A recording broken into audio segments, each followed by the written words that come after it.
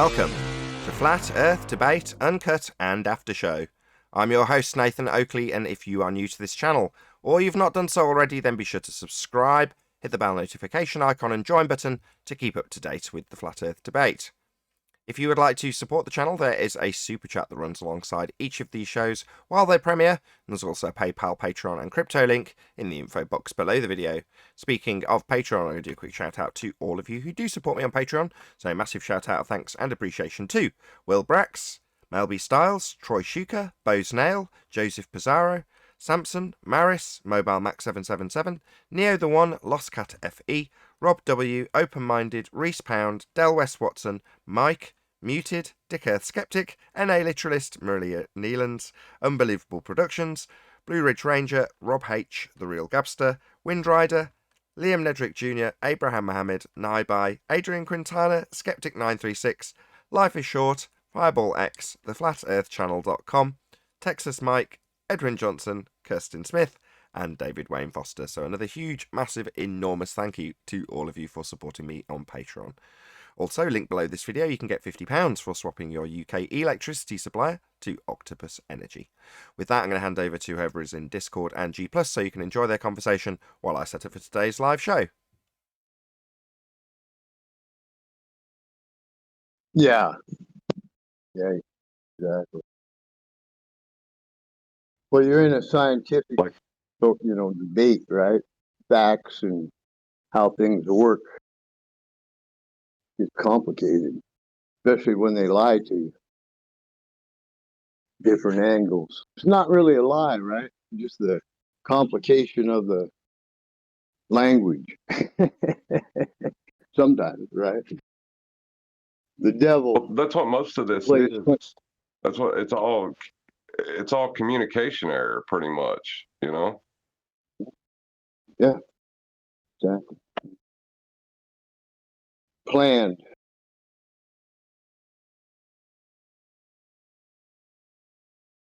Well, it's like the positive and negative that, people correlate to, it's really just higher energy moving to lower energy, you know? Like they're setting an arbitrary 0 point and then trying to make claims using that convention, and it doesn't work. Yeah, exactly. Yeah, because you can just as easily switch it and call it positive, negative, and negative positive, and things like that. Sometimes they get over confused sometimes, but that's part of it. Positive and negative. That was just meant to describe, like the flow of energy. Exactly. Exactly. Well, I don't even know what energy is now. I know it's how they define it, but I don't know if that's good enough. The ability to do work is that, I'm with you. Yeah. I think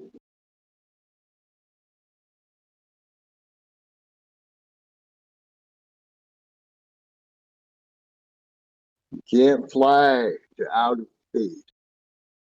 Sorry.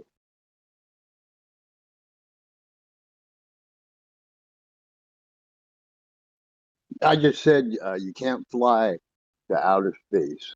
This is the way it is. You're going out there. Well, yeah, the whole 10 to the negative 17 Torah thing isn't the problem, really, though, is it? It's that just stops, I don't, gas decided to stop behaving like gas at 10 to the negative 17 Torah, I guess.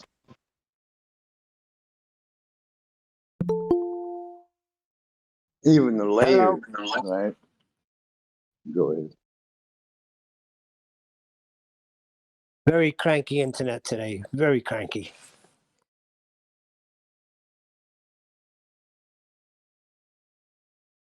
I got laid off last week. And I called Ohio Unemployment to file my claim, and I got through in 5 minutes. Wow.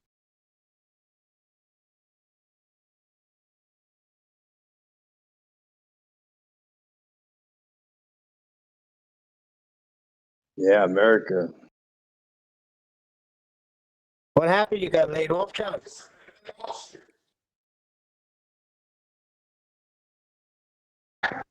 Oh yeah, well, I was doing. We were taking the vessel out of a steel mill. Um, I mean, I was just mainly doing support work and reprogramming some of the pressure sensors, but you know you do outage work and the outage ends. You got to go to another job.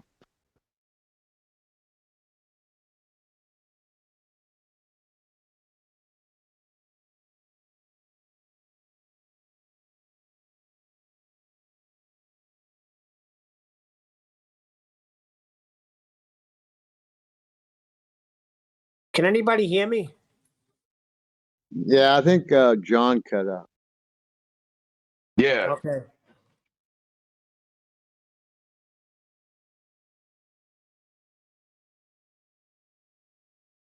can you hear me now? Yeah, Yeah, we got you, John. we got you. So Hey, we Tenth Man. got right to the unemployment. And you got go ahead.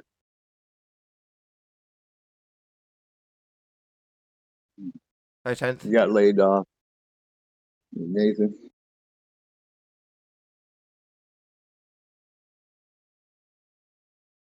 No, he's clearly got issues. Sorry, were you talking to me? Were you talking to me, Steve? No, we were just talking, Nathan, waiting for you to show up. That's all. You're working now. We can hear you. John was talking there for a minute. Yeah, 10th Man's just joined us. He just hasn't said hello yet. Yeah.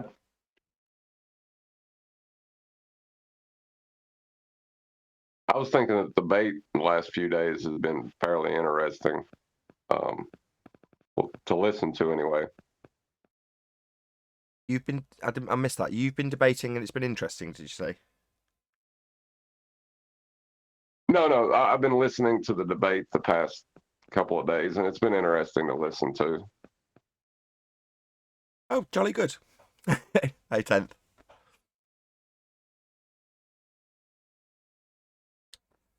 Nope, still nothing.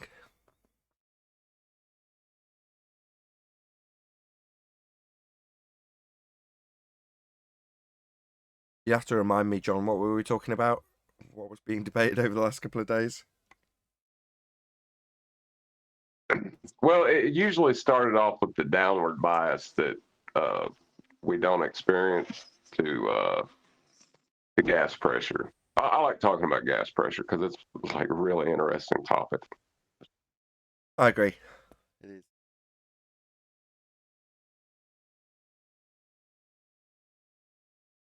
Like the Newton's first law of gravitation or whatever. I think the proportionality he described is sort of like relative density in air. I think he was just wrong about M2 because of his philosophical belief. Yeah, they're just trying to square a circle that they've got with a ball and looking for some other natural occurrence that they can weave it into. So, if it ended up that the ball rhetoric continues and it ended up being woven into incoherent dielectric acceleration, it wouldn't surprise me. But it's only going to be utilised to overcome a problem with the ball. That's all it's for. We have no need for it, right? What do we need a downward acceleration for? Well, that's what the ether was initially intended for, wasn't it? To explain why the gas wasn't dispersing. I don't know about gas not dispersing. As I understood it, it's a medium for the light wave, which it isn't, to propagate through. Well, it was that, and it was used as an explanation for why it was since it's a medium, then the gas wouldn't expand out into it. What?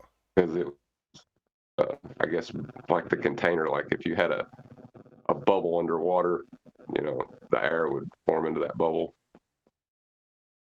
So the ether's a container, okay? Non-existent thing that they use to describe a medium Yeah. for light to travel through is also a container. Yeah. Okay. It's the non-physical, physical ether, man. Of course.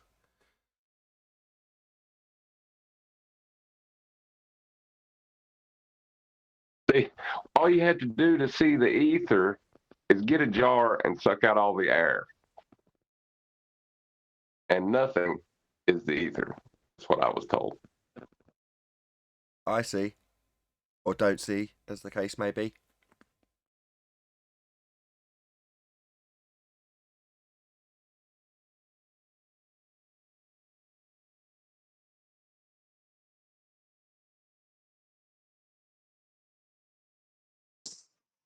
It is puzzling, but I think, given how carefully constructed the narrative I is, think tense. Go on. No, just making sure my sound works. Yes, it does. Excellent. Yeah, if you take all the air out of a jar, all you've proven is that you need a container to have a vacuum. Yeah. But we're led down certain paths when we first get to this subject. You know, paths that lead you to azimuthal equidistant globe projections and assertions of ether, things of that nature. You kind of led down those paths. So it's not really surprising that people who've been led down those paths get very into that particular frame of mind, that way of thinking. And that's all we're seeing. You know, the map is an easier one to parallel it with. You know, people get introduced to the azimuthal equidistant projection. Now, don't get me wrong, the same just go on, 10th. Yeah. No, I'm just saying. Let's just reverse the roles here, just for sake of argument. If the Earth was a ball with a curvature and all the things that go with a sphere, it would be akin to what we, as flat earthers, are recognizing of the opposite, meaning we see a horizon that's horizontal, level, and flat. We understand you can't have gas pressure without containment. We also have a lack of Coriolis effect based on Earth rotation. Now, if the Earth was a ball, you would have the positive view of that. You would see curvature when you look out. You would have Coriolis, Earth-based. Something would go up and the Earth would turn underneath it. So all of the practical means right at disposal. Only backup that the ball is not a ball turning, and gas pressure must have containment. So they're the ones stuck without the evidence right in front of their eyes. Yeah. Hence, I say it's obviously an observably flat.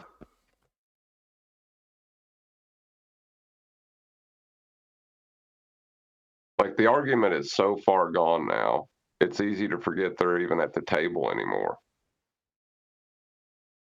Yeah, exactly. I mean, they have to have their geometric horizon be Earth curve. They have to have the horizon that they were telling us that block the bottom of boats and buildings. If they change their mind now and say, oh, all those years, hundreds of years that we said that the bottom of boats and buildings was Earth curvature, we're wrong. That's just perspective. Well, welcome to flat Earth. I mean, it's like the easiest comeback there is.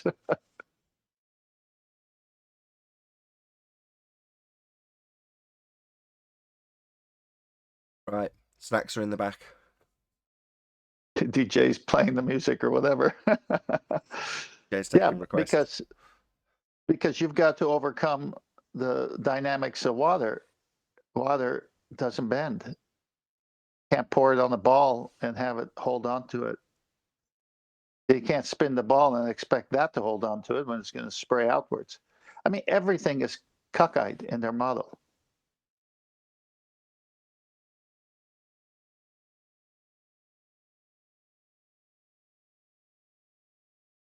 The video I released from the end of yesterday's show about everything being a hologram. When did you release that? Morning. This morning? Hmm. Okay, I'll have to look at it. Well, they have, as you said, at the end of yesterday's show, or some part of yesterday's show, they have to have everything be refracted. Everything's refracted on their model. Right, nothing's where it's supposed to be. Yeah, how absurd is that? Yeah, it's nuts. I shoot firearms, and there's no way you can hit your target if it's not supposed to be where you're aiming. I can't be aiming where I think it is when it's not there, but I'm aiming at someplace where it isn't. Doesn't make any sense. Yeah, it's not only not there. Once the bullet leaves the barrel, Earth's going to turn underneath the barrel, the bullet. Sorry. Yeah, Yeah, right. that's it. You got to anticipate where it's going to be through your senses. But when you're looking at it, it's not where what it actually is when you actually have to anticipate where it's going to be next. And this is for something stationary. This is for something stationary. It's comedic. I had fun yesterday on that chat room after you put out that video yesterday. And they were going nuts. Oh yes, I did see you leave several comments on there. Oh, I was at my friend's restaurant, and I'm just like, oh, this is gonna be fun. All right, 2 lines of sight. Oh, that was great. 2 lines of sight. Rumpus.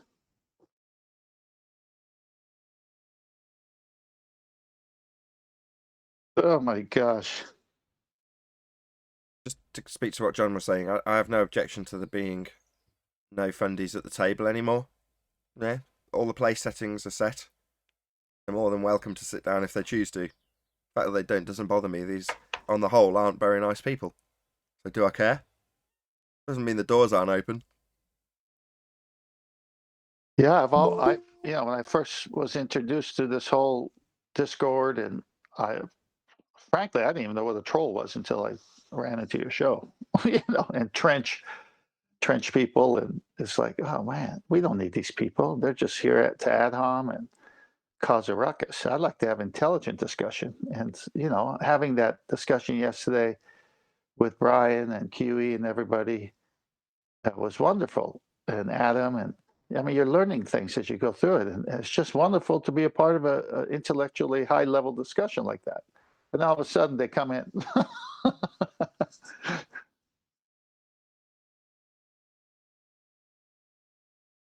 You morons, you don't understand. You utter. Well, I they've got did their- not know what the scientific method was. I did not know what an ad hom was. I knew nothing until I got on the show. Yep. Begging the question. Yeah, don't Nobody forget knew that. what that was before, did they? Well, no, Did not know what the hell that was. Now I hear it everywhere. no. If Yeah. you have kids, it's called something else, but you've heard it before. Non sequitur fallacy. No one knew what that was. Yeah. Lost in the sauce. Have you guys seen Hillbilly Blue Balls' latest video? No. Nah. I'm not going to explain it now. I'm going to do it in the after. I'm going to do it. I'm going to release it as a premiere. It's about 12 minutes long. A, because I need the viewing minutes up a little bit, and B, because basically he debunks his gas pressure without a container video because he's picking on Bob. Bob says something like, "It doesn't matter. I won't go through it now. It's not worth it." But go on. Hillbilly Blue Balls is in violation of the contradiction. What? Let's you half going through it anyway. Well, he's picking Bob Nodell up on something that he said. Now, to be fair, Bob did get it wrong, but he's trying to show that Bob got it wrong. But in doing so, he debunks his own model, his own, that pipe that he put up the side of his house to demonstrate gas pressure without a pipe. I mean, because it had no lid on. He debunks his own video because Bob says something like, when the gas is in the vacuum, it needs a medium to sit on top of. If there's no medium for the gas to sit on top of, then it's just going to fall to the deck, or words to that effect. Now, obviously, we know that the gas pressure bounces around in all directions. There's no bias. It's just randomly with perfectly elastic collisions. And he picks up on that point. So he's basically laughing at Bob.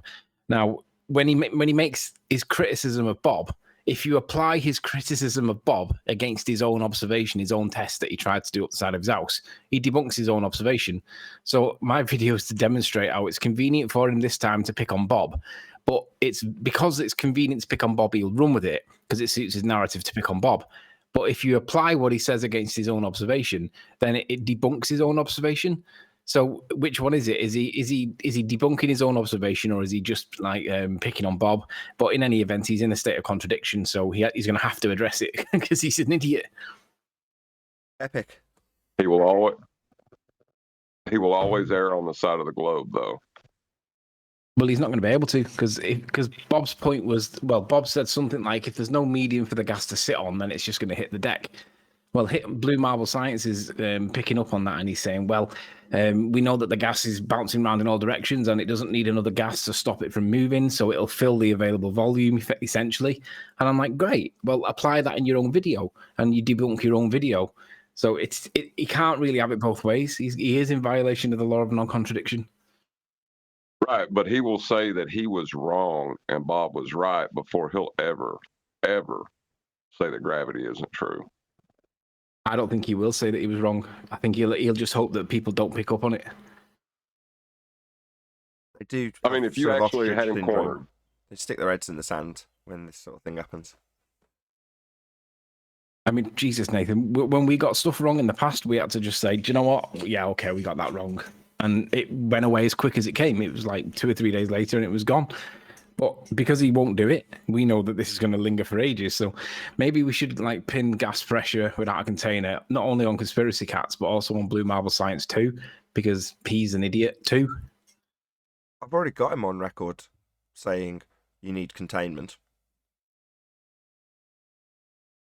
Yeah, I always still ascribe it to, in the same way that CV Boys ascribed gravitation to Newton. I've still got Conspiracy Cats ascribed gas molecules without a container. Without the balloon, there can be no pressure. In my head, it's still against Conspiracy Cats.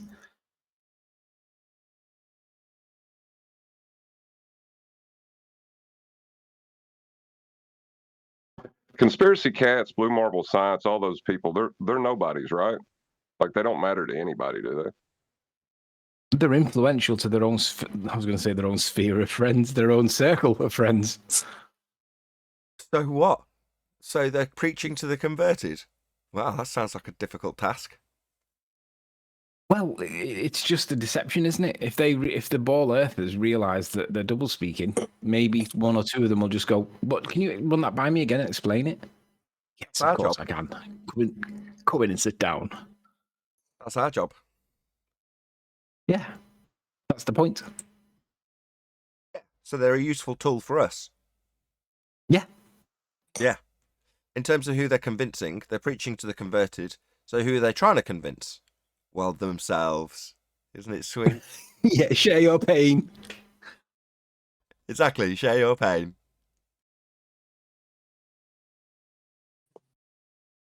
I was going to speak to the insulation of their priesthood in the way that they've established, questions that can't, or answers that can't be questioned instead of questions that can't be answered.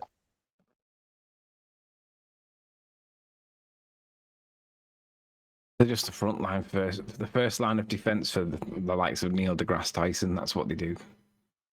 The role. I don't think that needs an ancillary line of defense. I think once that's failed, they've then got to convince themselves, and that's what they're doing. Yeah, it's great when you point out that, hey, if you apply that against your own test there, dude, how are you going to explain that? Because you can't have gas pressure without the container yet. You're admitting that Bob's got it wrong when you're saying that there's no gas needed for the other ones to stop it. Okay, so if that's the case, then why doesn't the butane in the container that you're using, why doesn't that disperse over time? Oh, it does.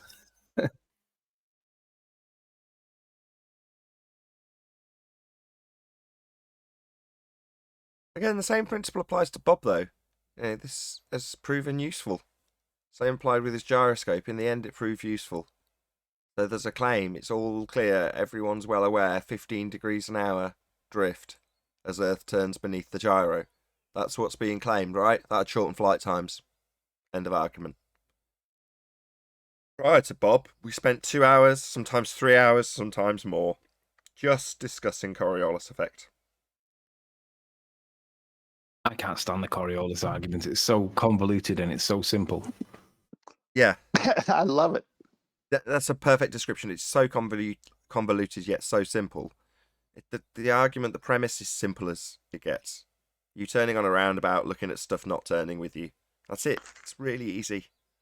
But if But you they've don't, got to discombobulate the whole conversation, because if it's that simple and they apply it that simply, then it debunks their model. So they've got to make it more complicated, and that's what Rumpus does.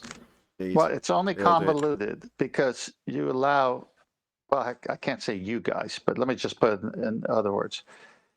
It's simple. Earth rotating under something else that's not on the Earth. That's Coriolis. Now, their own definition with the wiki GIF tells you that with the roundabout. So the actual description of Coriolis, we are saying exactly the way their official documents say. The Earth is turning is what's causing Earth-based Coriolis. They convolute it with hurricanes and winds, and the observer is in the second reference frame on the object rather than on the Earth looking at the airplane, for example. So it's just, we lack the discipline, or someone would lack the discipline to hold them to the actual meaning of words, then it's convoluted. But it's not convoluted at all. It's very simple. Earth is turning, and if you're above the Earth, the Earth's going to turn under it, and it's going to cause a Coriolis effect, Earth-based, and it's not happening. Let me say something. One of the guys I work with got on when you guys left, and Ted, man, set him up beautifully. I got to take my hat off to you, Ted. The guy was talking about gravity on it. First, Ted took him off the spinning ball and made him realize, just by looking at water and the nature of water, that it don't bend. So when the guy was good with that and agreed to that, then he tried to go, but how are we here? Won't we float away? And Ted is like, why are you going back on a ball? You just agreed that it can't be a ball. That was good.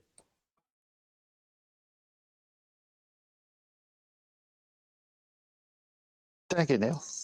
That was good. praise He was Jehovah. scratching his head the rest of the day.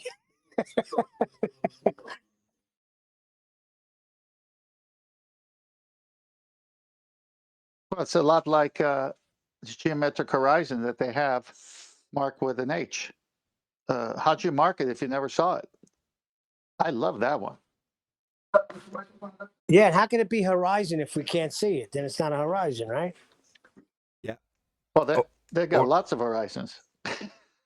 These are all demonstrations of an implicit understanding of the black swan argument, and that's what it all boils down to for me. The whole idea of Earth being a sphere requires them having a sphere, a curved surface beneath your feet, and the black swan shows you haven't got a physical horizon. And what are they measuring to claim that the Earth's spherical? Well, the horizon. That's what they're using. It all starts at the horizon. I remember someone bringing up a list of things to do if you're debating a flat earther, and they made it implicitly clear. It all starts with the horizon. And we've debunked it as a physical Earth curve edge. So it's game over. Well, the geometric horizon is a purely theoretical construct, not anything you can ever see. The R is what they need in their sphere, because you got to have an R if you have a sphere, and they don't have their R.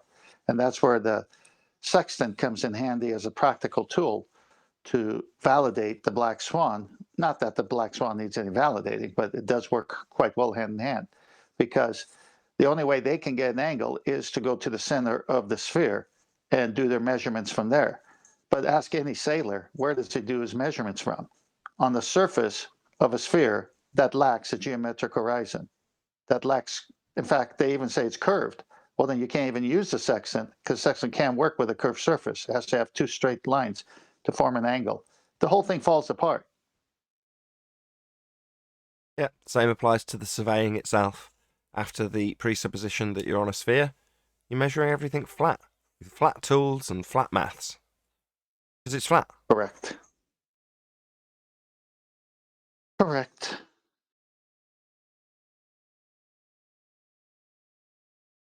Yeah, they don't like it when you tell them that it's a thought experiment, but that's what it is.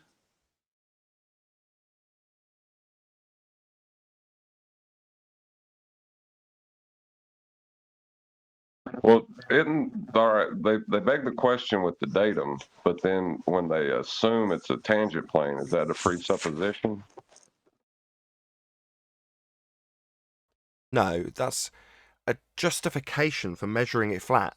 Tangent means their zenith, 90 degrees, dip angle, presupposition of sphere. That bit's the presupposition. When you take the zenith, yeah, that bit is just 90 degrees to your position, but then you assume that you're pointing off at an angle on a sphere.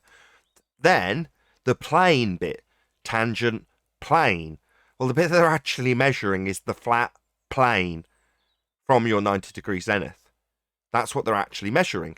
Same applies with your sextant, example 10th. What are they actually utilizing to do it with? Well, straight lines. That's how it works. So the fact that they can presuppose they're on a ball before they draw out these straight lines doesn't mean anything. It just means that they're begging the question so that you start the process with the sphere in mind, but then you go forth and measure it flat.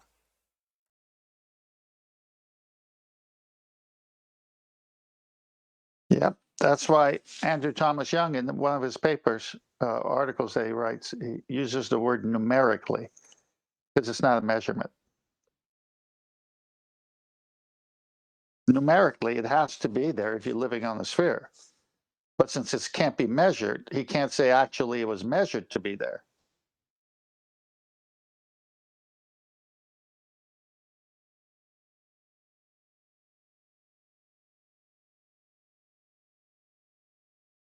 Wouldn't that work if it actually was a sphere, though?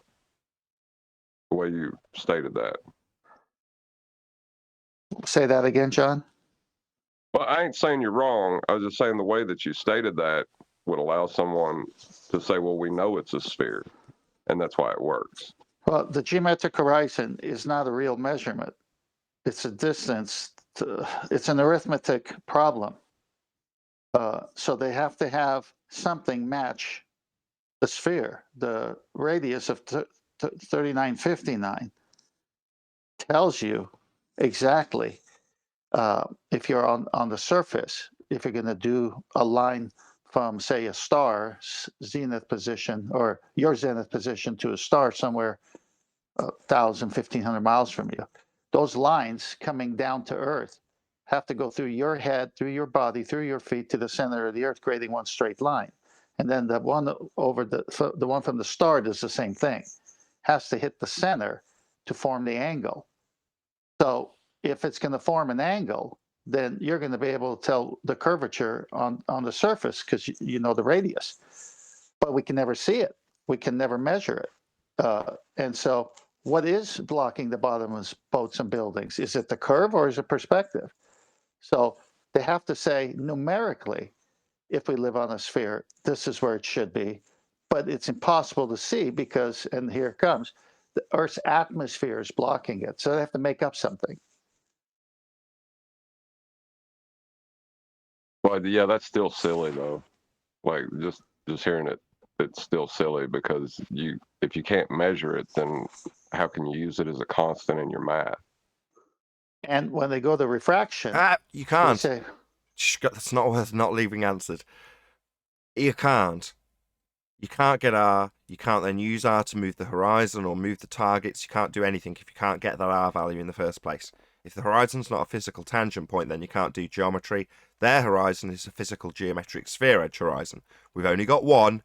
Theirs is physical, claimed to be blocking boats and buildings. The one we actually see in reality is not physical. That's what debunks the globe Earth. yeah, and they have to go to refraction.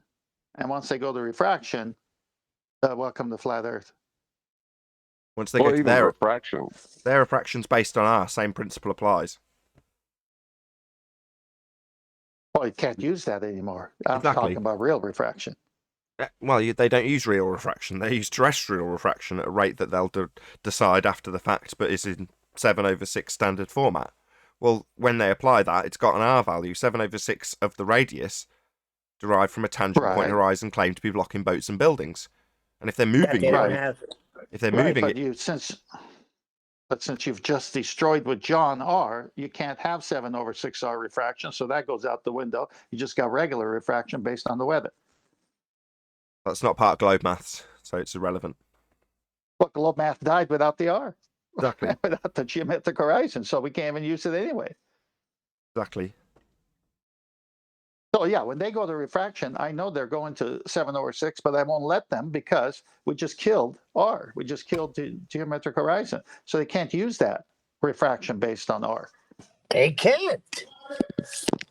They They're will. done. Well, they do, but it's a paradox. That's the Arwinian paradox. You can't move the horizon with R if you can't get R because the R is derived from the horizon as a physical geometric tangent point.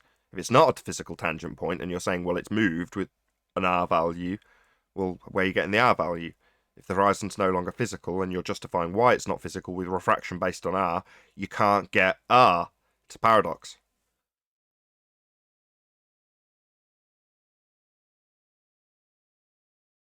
Indeed.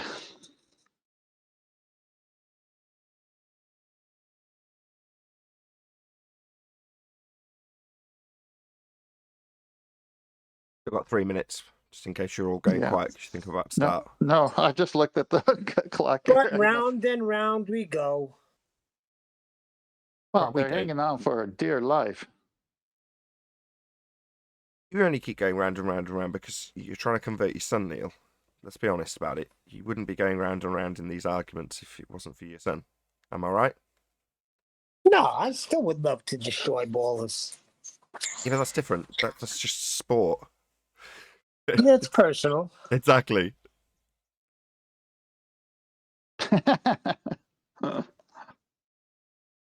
Well, when he comes down every night for dinner talking about space and stuff, yeah, it gets a little frustrating.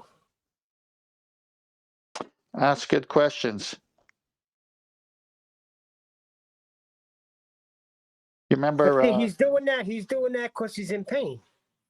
He knows. When he does it, just imagine he's, that kid when he was 5 coming down telling you our Santa's real. Just picture that little kid because it's the same little kid. I do see this topic as Santa for adults. Yeah. The behaviour panel, who I spoke about a few times, said that we are all just 2-year-olds covered in skin, hair and scars. That's all we are. That 2-year-old is what they program with globe Earth rhetoric. Hey, Arwin.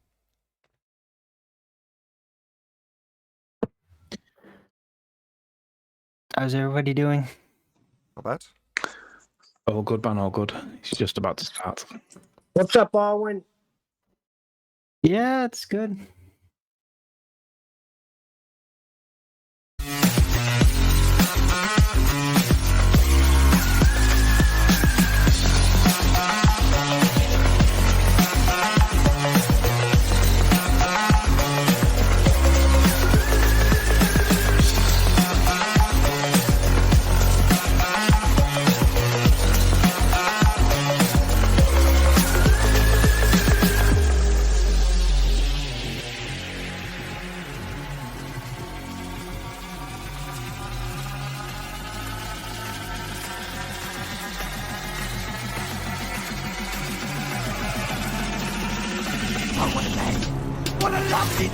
Welcome to Flat Earth Debate Live. I'm your host, Nathan Oakley, and if you are new to this channel, or you've not done so already, then be sure to subscribe, hit the bell notification icon, and join button if you'd like to become a Nathan Oakley 1980 channel member and keep up to date with the Flat Earth Debate. If you would like to support the channel, there is a super chat that runs alongside each of these shows while they are live. There's also a PayPal, Patreon, and crypto link in the info box below the video. Also below this video, there is a link to get £50 for swapping your UK electricity supplier to Octopus Energy. Most importantly, if you'd like to join the discussion, simply mute the page you are currently watching, then click the link in the info box below this video to join the panel and express your views on the nature of Earth. If you do join, please don't swear. If you do, you'll be ejected, and if you are, please don't try to rejoin the stream using sock accounts. You'll be warmly welcome back on the next stream. Please also share the show on social media. Sharing the show obviously increases the live audience, but this in turn increases the chances of a more diverse panel, so please share the show on Facebook and Twitter. One last time, if you're new to the channel or you've not done so already, then be sure to subscribe, hit the bell notification icon and join button to keep up to date with the Flat Earth debate. Now, we are joined by Father of a Stolen Child, Neil, Sleeping Warrior, Arwin, 10th Man, and a whole bunch of people in Discord. So welcome, one and all. Shout out to Dale West Watson, who's given a belated birthday treat to my birthday via the Super Chat. Thank you very much indeed, Dale West Watson. And again, welcome, one and all. Good afternoon. Happy Friday or Sunday. Yeah, don't mention the day. Oh, and you are. I'm going to do it every single time, Nathan. I say don't mention the day. Just your rebellious side coming out of you, Arwin. Any evidence of physical geometric sphere edge horizons, formerly known as Earth curvature? No, not at all. No, but we can calculate as if there were one. It's a thought experiment, theoretical construct. That's what it is. The horizon is I not think I- physical. The horizon is not Earth curve. We only have one horizon, and the horizon in the geometric physical sphere edge globe model is physical. Our horizon in reality isn't physical. The horizon's not Earth curve. The horizon is not physical. Any evidence of axial? No, it is, but Go on, Arwin. The short pause wasn't the right time. it clearly. is. I left a pause. It is. I leave a pause, right? It is geometric. It is geometric. You just you're- need to draw a curved line to the tangent point in order to get it. Yeah, the horizon isn't a tangent point, though. That's the point. That they haven't got anymore. No, but Yeah, it so- can be. They can't. So the horizon is not a physical point, but you can calculate it as if it were one. So not a you physical point. calculate the physical point, then you draw a curved line to it, and you got your tangent. No, you have to number one, preassume you a curved line to it. No, Arwin. No, you're not drawing curved lines to anything and calling them a tangent, because a tangent is a straight line to a point on a sphere or a circle. That's not a tangent if you're drawing bent lines to it. No, but you just need the tangent point. And then you can draw a curved line to that tangent point. And the tangent point is only a tangent point because it's got a straight line drawn to it, Arwin. Yeah, but you don't need that anymore because you can draw the curved line to it. You know what you call it? A tangent point without a straight line drawn to it, Arwin. I learned it from Rumpus. It's got a name. A tangent point without a straight line drawn to it. Yes. It's just called a point. Oh, good point. Any more on physical geometric sphere edge horizons, formerly known as Earth curvature? We've debunked them. The Yeah. horizon's not physical. Yeah, give me a second. I'm going to post something, but go on to the next question. I'll bring it back. Any evidence of axial rotation of the Earth-based variety? No, we just see two rotation points in the sky, but if you think that we're on a sphere and they're antipodal to each other, then we've got an axis. No. Any actual evidence in physical reality that we have axial rotation of the Earth-based variety? No, I just think that it's there because they tell me that that's antipodal. Beyond any begging the question fallacies that when travelling south you arrive antipodal from your north location because you've used the word hemisphere, any evidence of actual axial rotation of the Earth-based variety? No. Did I buy you enough time with my tongue twisters, 10th? No, I'll let you know. I'm having trouble finding it. Any evidence of the distance to the sun? It's over there, I think. This is where Arwin should say about his physicality assumption bias. Well, I'm not assuming it's physical. It's just over there and can't really have a distance to it, but it still appears there and there's angular relation, so we can have a... No, wait, you can't have an angular distance that I was about to contradicts say. itself. Yeah, that's what they Hmm. do, though. But you can have an apparent distance towards it. Whatever it is. Give it an arc second. Don't mention the fact that you haven't got any physical relationships to actually measure, and then you're away to the races if you assume R and assume Venus has the same R value and apply Kepler's third law. Right. So we're just left to measuring appearances then. It appears to be quite a long way away. It appears to be quite close. That's fascinating. Any evidence of the measured actual distance to the sun?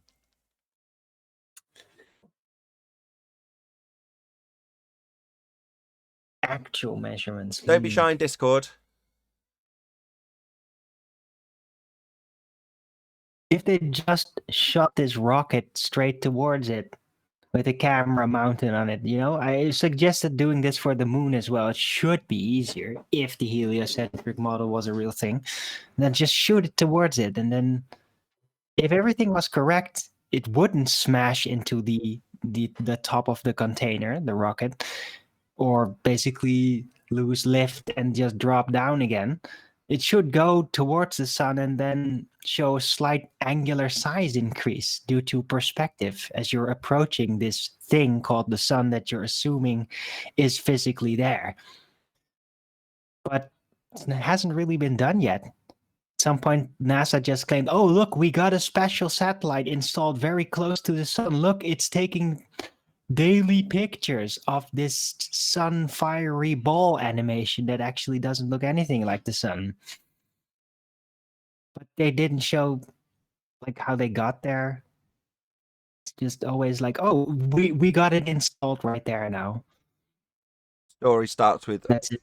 a long time ago in a galaxy far, far away, and then an assumption of a sky vacuum as the medium they travelled through. Same with any of the quote-unquote planets. Just light.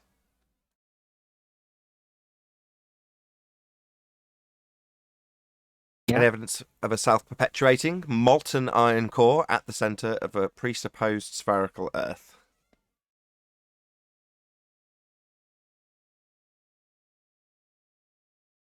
Any scientific evidence of gravity?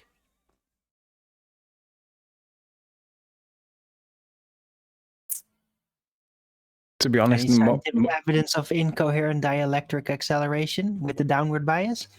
I was going to say, to be honest, we're better off asking, is there any evidence of a downward bias at all, let alone be it gravity? Or, I mean, they can't even define gravity, but what the in phrase is downward bias. Well, where's the evidence of that?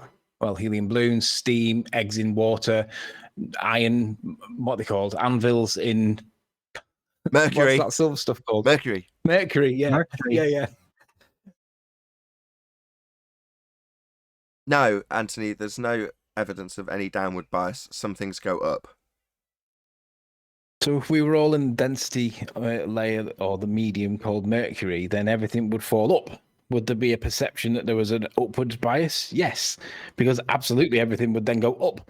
But we're not in Mercury, are we? We're in somewhere towards the opposite end of the scale, but we're not at the absolute opposite. We're in a vacuum. So there is a medium there, and it has got a magnitude or a value to it. And that medium value denotes the direction. We've demonstrated it. We did what Einstein and Newton failed. Any evidence you can have gas pressure without the necessary antecedent of a container to press upon? The blue marble science is... Yeah, there's no science for that at all. But I was just Blue going to say, marbles.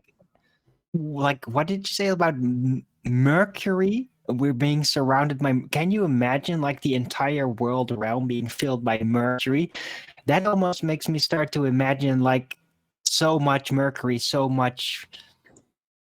Yeah, weight, I guess. Density, weight. No. Wouldn't that make the dome burst open? No. Just think about a different liquid. Just think about fish in water rather than bloody mercury.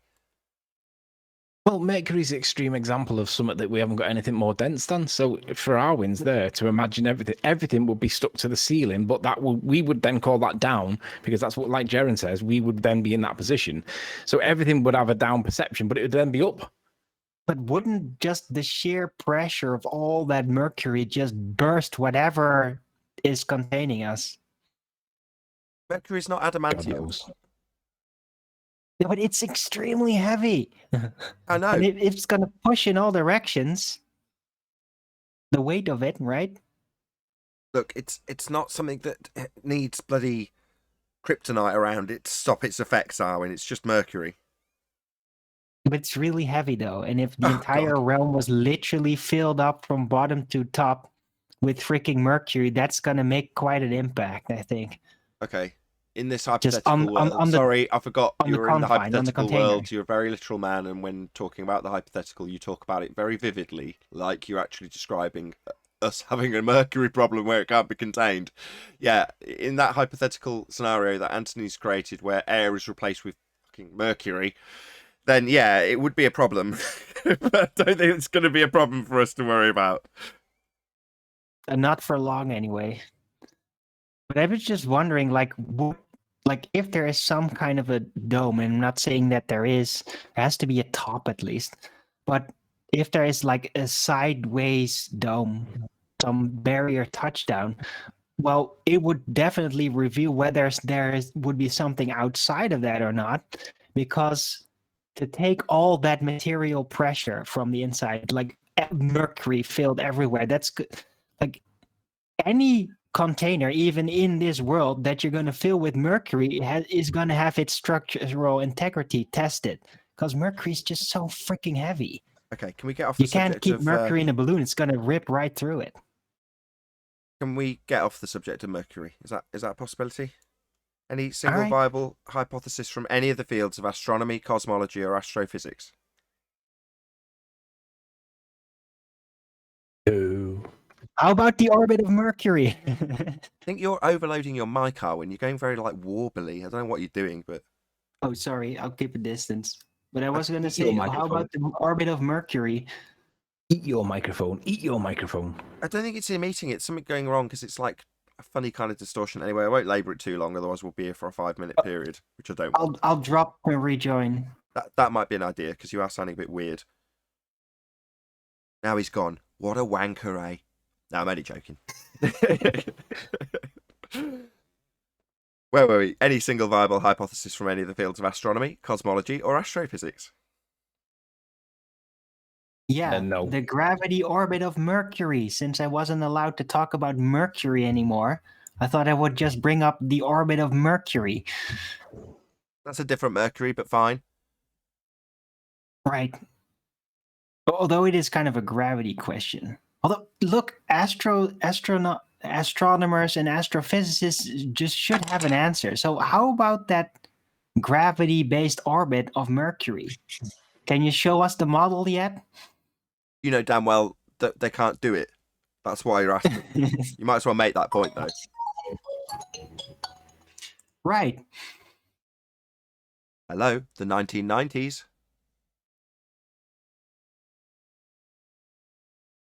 No? Nobody? Fair enough. Is that ringtone you mean? Yeah. What's it? What is it? No, somebody... Okay, Nathan, I got it for you. Okay, where is it going? Master B? Yep. Starting with fictitious geography? Fictitious. Yeah, this is from that site, American Association of Geographers. Just the language is colorful. Fictitious geography. In science and also in mapping, we are concerned with non-fiction generally in our work. But all too often we lose sight of the fact that much of our non-fiction is built upon abstraction and arbitrarily agreed upon convention, like p-values, for instance. With that in mind, today I will share some words from the glossary to help us remember that right there in our nonfiction research is our own fiction that we like to call abstraction and assumption. Go to the next slide. This one's, I'm going to have to read this for you. It's kind of small, isn't it? Radius of Earth effective, a fictitious value of the Earth's radius. What kind of value? A fictitious value of the Earth's radius, which when used in a formula for the distance from a point to the geometric horizon, gives the same answer as would using the true value of the radius in a formula for the distance to the apparent horizon. If Earth were spherical and without air, tangents drawn to the surface from a point above it would define a circle, the geometric horizon, outside of which no points on the sphere would be visible from the chosen point, but all points inside it would be. If an atmosphere were added, points outside the circle would become visible because the line of sight would curve and extend to points beyond the geometric horizon. And as far as the circle, the apparent horizon, the greater radius. The distance to the apparent horizon can be calculated using the same formula as is used for the distance to the geometric horizon if, in that formula, a larger value, the effective radius, is used for the radius of the Earth. The effective radius for points of observation within the troposphere is greater than the true radius and increases with wavelength of the radiation at which the observations are made. It is particularly useful in determining, without long calculation, whether 2 points considerable distance apart will be intervisible or able to receive each other's signals. For radio waves, the ultra-high frequencies, the effective radius is 4/3, the true radius. Next slide. As it ends, at the end, they had other terms, but I wanted to keep it on the geometric horizon. We should embrace the fiction in our science because understanding what we can measure and what we cannot is a very important step to understanding the world around us scientifically. Could they say it any better, the fiction in our science? Yeah, embrace the fiction because we're doing science. It's just a total lie. They're not doing science. Science starts with natural phenomena. Well, no. We have to embrace the mathematics of something we cannot see to derive a value that we can extend out to a bigger value to assert that everything that's a hologram is going to be seen because it's beyond what you should see. That's essentially what that statement's saying. And then at the end they call it scientifically. No, it's not scientifically. It's maths. And no, we don't have a physical geometric sphere edge for a horizon anymore. And it would need to be to block boats and buildings.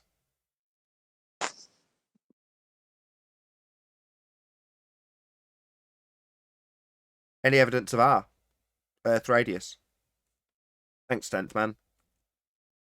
In the math, or it was always. Only in the math.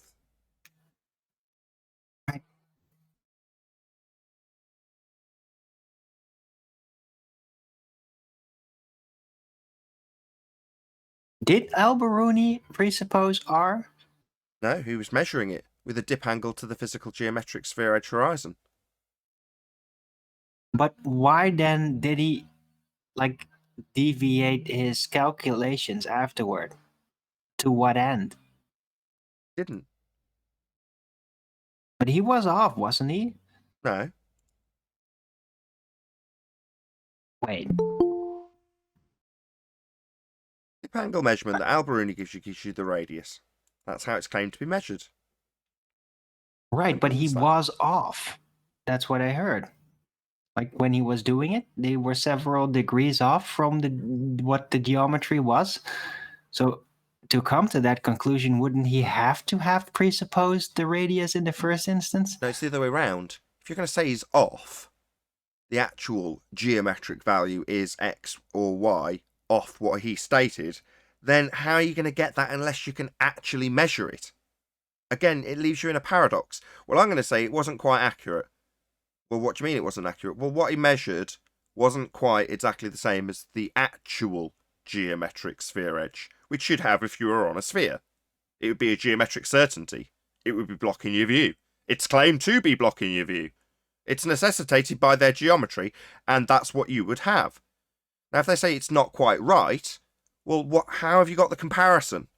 When did you actually measure the geometric horizon? Answer, you can't. So how can you say he's off? How are you getting the correct measurement then? Well, you don't. You can't measure what cannot be seen, and we don't see a geometric horizon. The horizon is not geometric. We only have one. Theirs, in the globe model, is geometric. That's their assertion we're on a sphere. As soon as it's not geometric, we're not on an Earth with a curve anymore. Earth curve dead.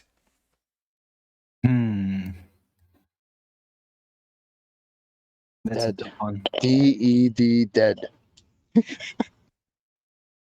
AJ Morning, guys. M 1966 from the chat says, "Well, I'm still breathing, so I think I'm covered, hun." Quite like that.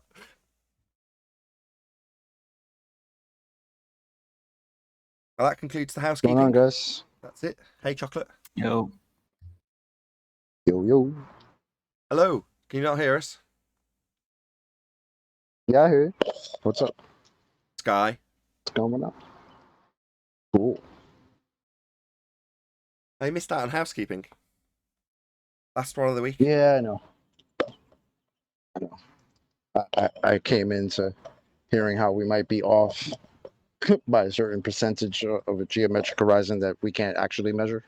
That's correct. I would say we would be pretty off if we're basing it on something we didn't actually measure, can't measure, because apparently we have an atmosphere. Well, that's real cool. Should be really easy. Should be measurable at 1.2 times the square root of the observer's height in feet. Should be. You would think so, right? Well, it must be. It's not you would think so. It must be if we're on a sphere. It's a necessity. But That's how that they work. hurts if it's not there. It hurts them. It's weird that we would have to assert to them that it's a necessity to have a physical geometric sphere edge to block boats and buildings when they've got calculators that assert exactly that. But we've got to tell them that they need a physical sphere edge for a horizon when they were barking it at us 3 years ago? Isn't that a turnaround? No, fundies, you do need a physical horizon. No, we don't. Nobody's claiming it's Earth curve. Really? Why would you assert that there's a feet and inches value blocked by a physical Earth curve then? Why is this Earth curve calculator called Earth curve calculator? Why is that? It's because you do definitely need a physical geometric sphere edge for a horizon. We've just debunked it. It hurts us, Master. It hurts. It burns us.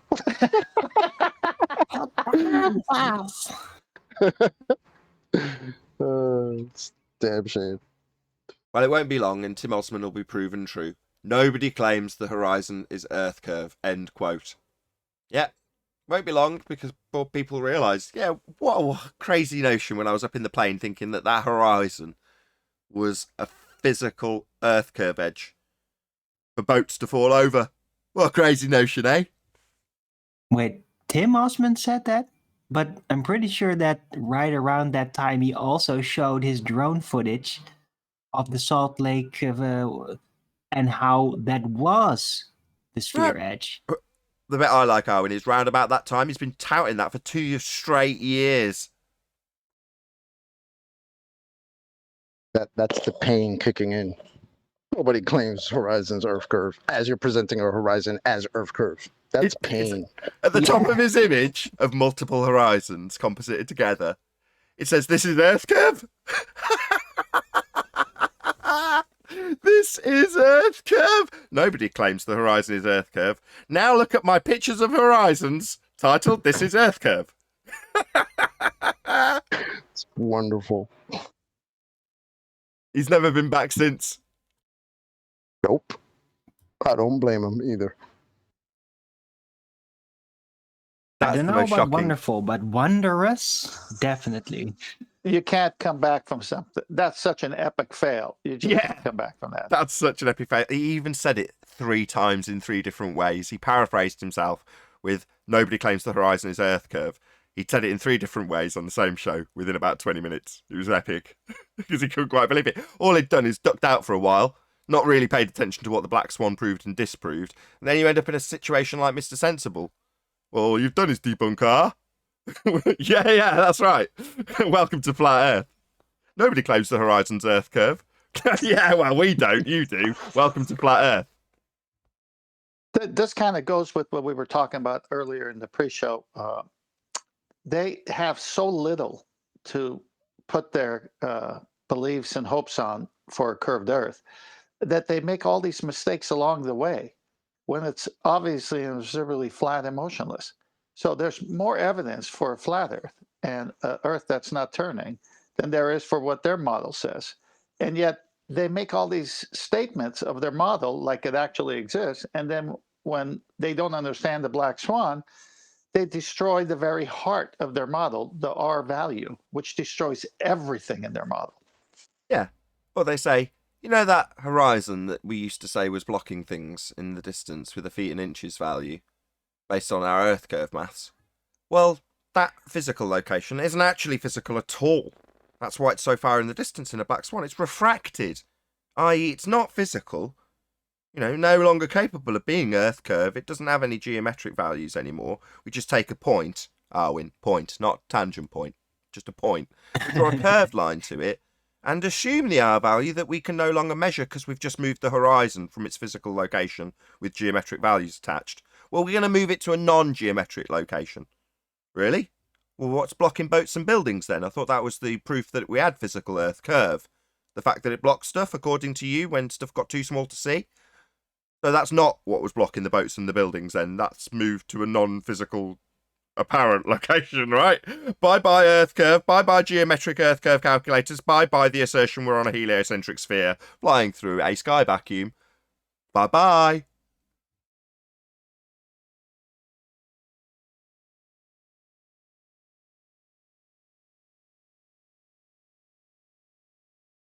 All you need is Swan. All you need is what? Swan. I missed it again. All you need is Quan. Swan. Swan. Oh, Swan. Yeah. Yeah.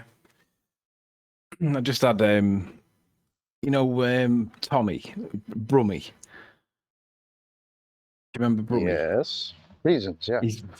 He just rang then and he just said, I found my first ever Nathan Oakley channel in like Scientism. I said, oh really? I said, what number was it like? And he said, and I said, how did it go?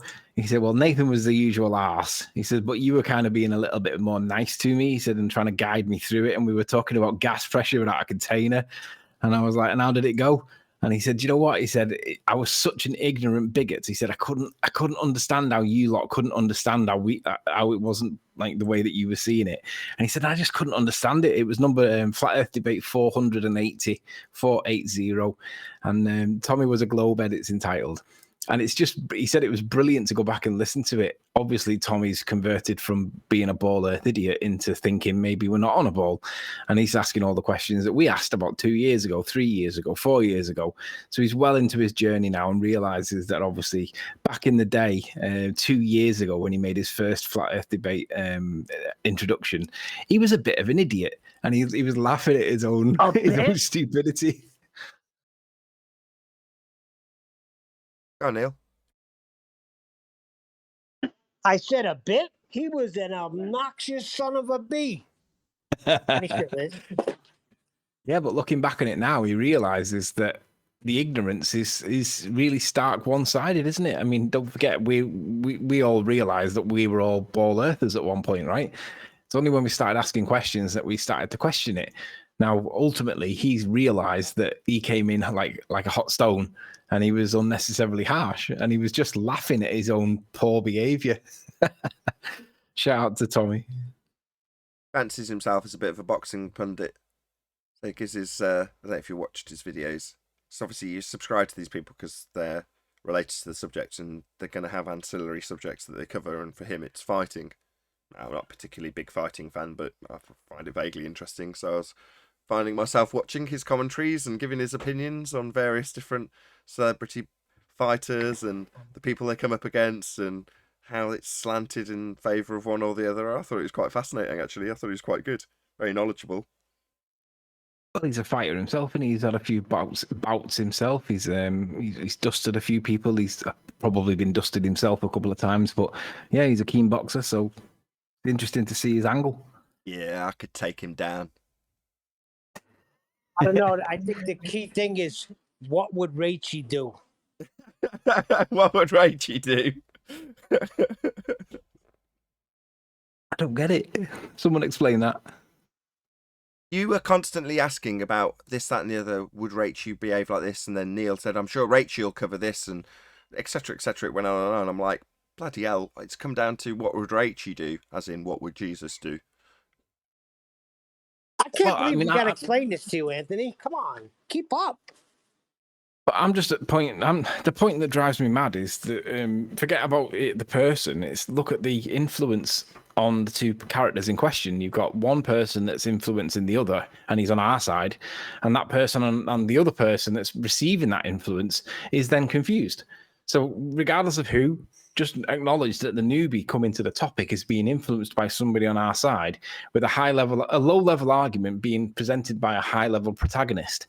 And the effect is confusion. That drives me mental.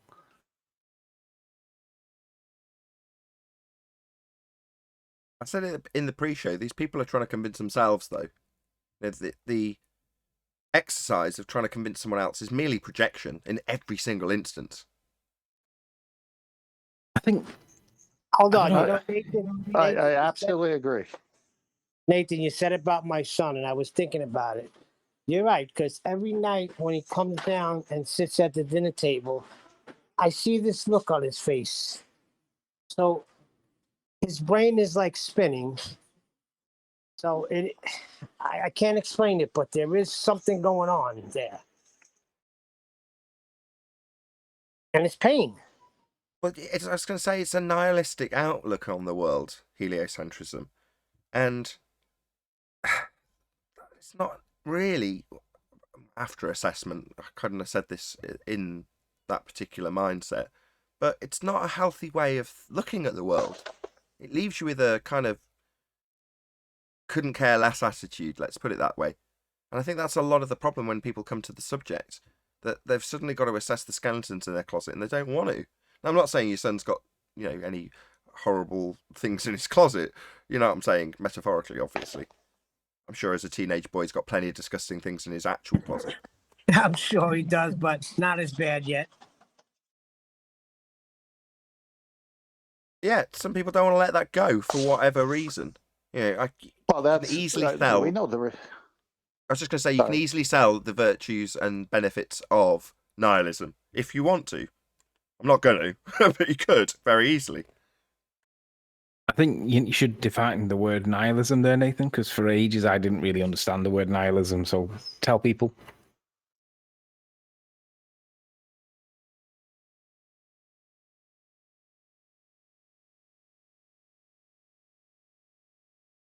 Does that come through the mic? Sums it up.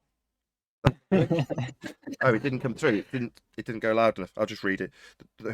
Basically, the rejection of all beliefs and the rejection of all things that would leave you with anything to have a destiny for. It's a kind of rejection of everything in that regard.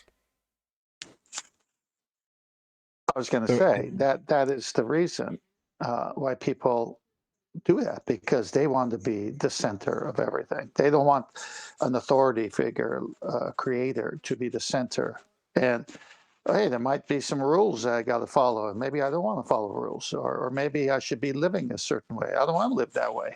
And so it goes all the way back to the person and the sin nature, as the scriptures describe, that me, me, me. I mean, I never taught my children to be selfish, but from the time they're born, even into adulthood, we fight selfishness. Mine, that's mine, and taking away this toy from that one and hoarding it. It's almost like the Hobbit, in the Lord of the Rings thing with the ring. And so, Well, if there's nothing important in life and there's nothing significant, then you can go through life with that kind of carefree attitude, and it tends to make people very selfish. And as I say, I'm putting a negative spin on it. You can easily put a positive spin on those things, and plenty of people do. But normally they're people who want to control other people. I just find it funny when people when they come to this realization, or they start to, they'll throw out all objectivity. It's like, oh, well, then we just can't know anything. Well, that's weird, because 10 minutes ago you knew it was a globe. Now you finding out it might not be. Now you don't know anything. That's a bugged out state of mind as far as I'm concerned. That's crazy. Dude, it has to be a globe, and if it's not a globe, that means this is all just a trick, just to make you believe the it's not a Matrix. globe, Like Rumpus said right? to Anthony. Oh, Because- maybe it's a Matrix then. Right, you might turn out to Like, be a what? brain in a box, but that brain in the Anything box but is flat, gonna right? be on a globe. You see? Well, that's again proving their selfishness. Oh, so if I'm wrong here, then I can't be wrong. But if I'm wrong here, then everything is a lie. I'm never wrong. Yeah, exactly. But the brain in a jar and Matrix are the same thing. They're the same argument. But that's the same. That is nihilism. That is, well, it's all for nothing. It's meaningless. I'm just a brain in a jar. Nothing that actually happens is actually occurring. It's meaningless. That's nihilism. Well, that just proves you can't have a brain without a container. That's all that. Yeah, right. Little skullduggery there. Did when I got it to text read, did it come through? I got it to read nihilism. Did it actually come through the sound, or was there just a short pause? No. Well, that doesn't work then. I got it to read the No, text, and it didn't work. actually, I thought you were doing it on purpose. It was so quiet, and so Neil goes, "Well, that sums it up because it was quiet for a long time." And I go, "Well, that's a perfect thing Nathan just did. I thought you did it on purpose." No, Right. I It did was it. so silent, I was even afraid to break it. No, it was supposed to be. No, it was just supposed to be a robotic voice reading out the definition of nihilism, but it didn't work. That's okay. Don't worry. I'll put it on screen instead. But the silence was the definition. That was the beauty of it. No. The brain in a jar is a good example. You know, if you're a brain in a jar and you're experiencing something akin to the Matrix, then anything that happens within that scenario is meaningless, isn't it? If you're a brain in a jar, then the Marine Corps has it right because they're known as jarheads. Loads of ways of telling that story. So if you've seen Vanilla Sky, it's the same story. Matrix, same story. It's the whole idea of brain in a jar.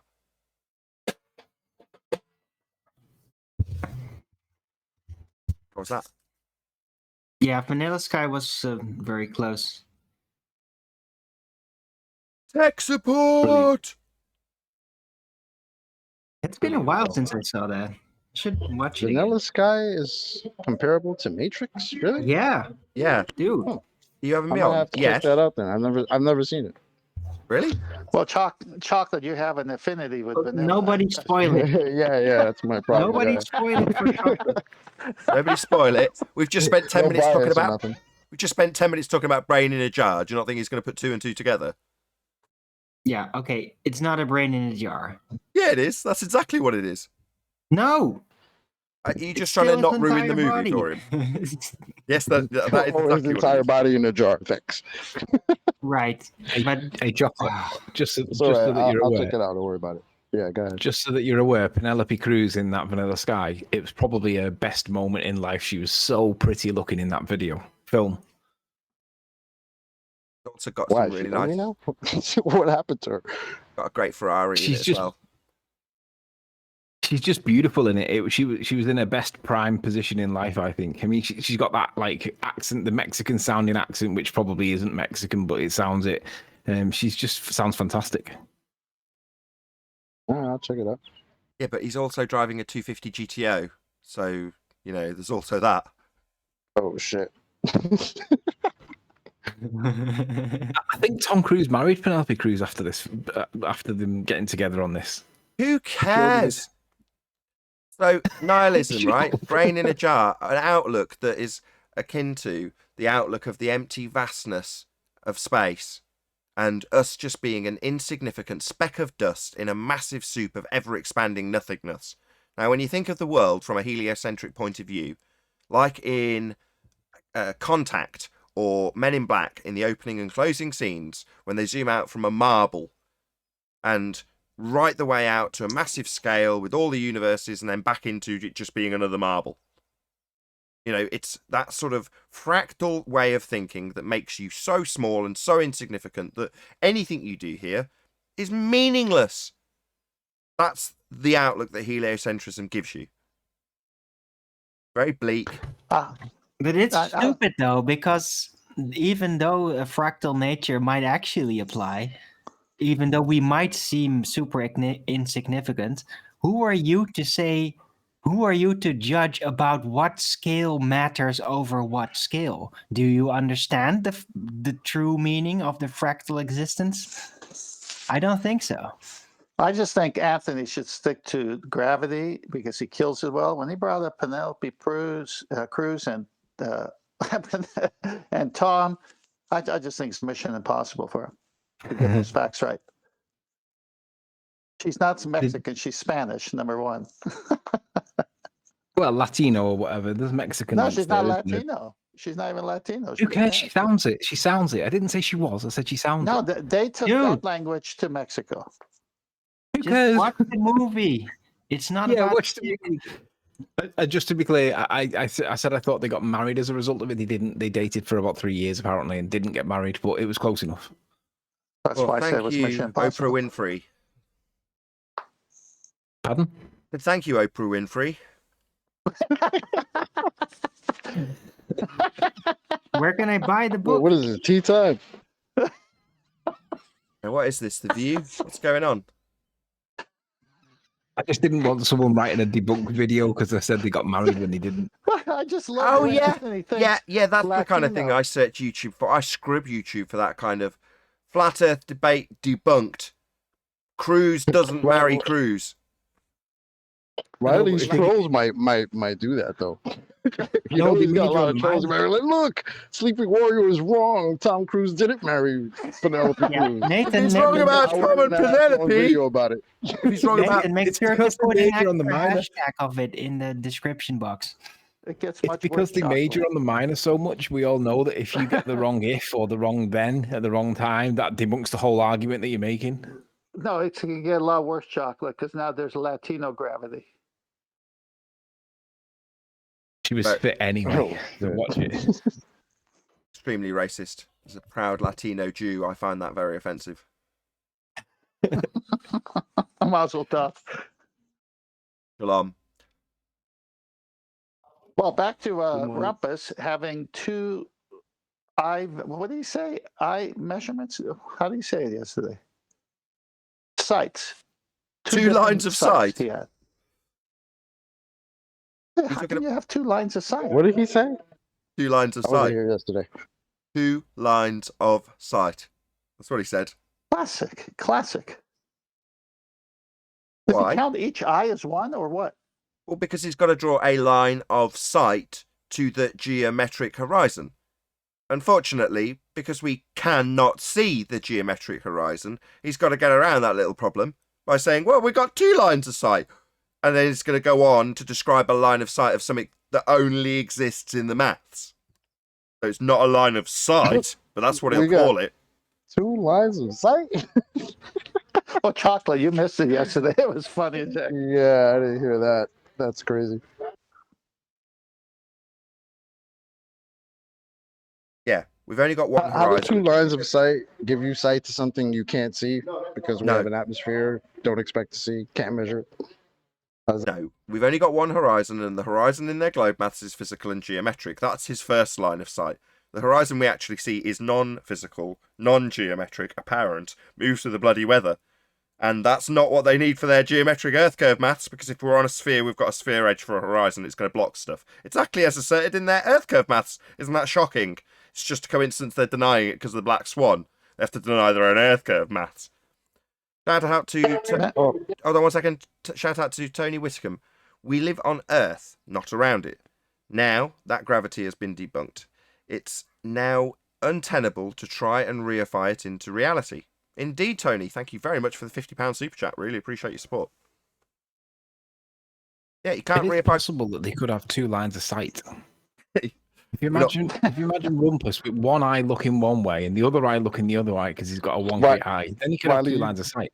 you just read my mind. I was gonna say, wait a minute. So if I'm cross-eyed, maybe like I could look in one direction, see the geometric horizon that apparently we can't see, and then the other direction I look and see the apparent horizon. No, he's got 2 situations. One has got no atmosphere and nothing's being refracted, and that's a situation we can never achieve, but it's going to be the situation he claims is an earth curve edge that isn't visible and will move with the weather because it's non-physical, non-geometric. But its justification is that, well, we never get to see the geometric horizon because we have got atmosphere, and that scenario, well, we can calculate that scenario that doesn't exist and then base our horizon that we're going to move with whatever sliding scale we're going to apply to it based on a position we can't see and is never going to be seen. But we'll maths it into existence in our second scenario. I mean, if Well, we're they going to do need- that, why don't we just throw a third line of sight and just call that, Muppet vision? That's what they do. That way we cover all the bases. There you go. Yeah, the second scenario is Muppet vision. I hadn't twigged, Chocolate, but yeah, exactly. Scenario 2 is Muppet vision. That's right. Insane. Can I just point out as well that the only people that could possibly have wonky eye would be globe earthers, because they see two lines of sight to 2 different points. We just look at the horizon and say, well, whatever the horizon is, it's only the 1 point. But if you've got 2 wonky eyes, then you can see 2. Not even a point. It's a point in their maths. It's a single point tangent point, actually, as Arwin pointed out earlier.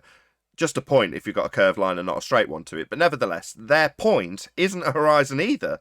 A horizon would be a line that crosses the periphery of your view from left to right or right to left, whichever way you want to describe it. But that line isn't a point. In their maths, it's a point. A single point. A tangent point. But we've debunked that now, haven't we?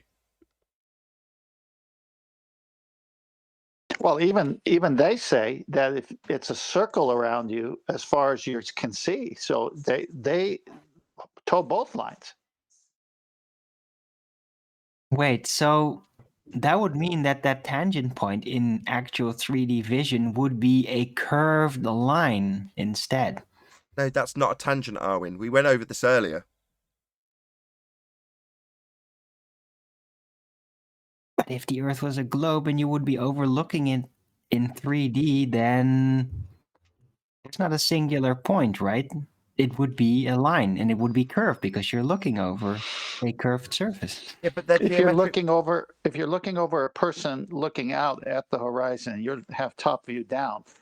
No, You can stop, see. stop, You stop. can draw Please a stop. circle Please, around. please, I'm just please, fascinated by this. please. You have Hello, a curved hello, tangent hello. line. No, just keep talking. Let's unscramble these scrambled eggs, because you're trying to convolute or mix up 2 different things. What we see out of our eyes when we look at a horizon is what you're describing when you say you see a line. Yes, that's correct. But you're not going to achieve that in their geometry, which is in Muppet vision. Then they've got a point.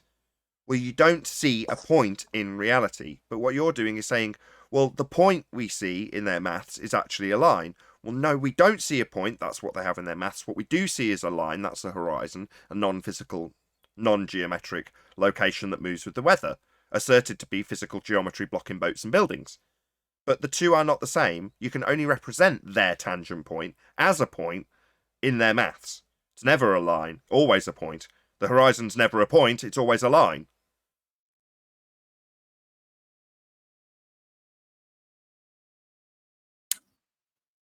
I Breathe still easy. think it's viable ground for more confusion.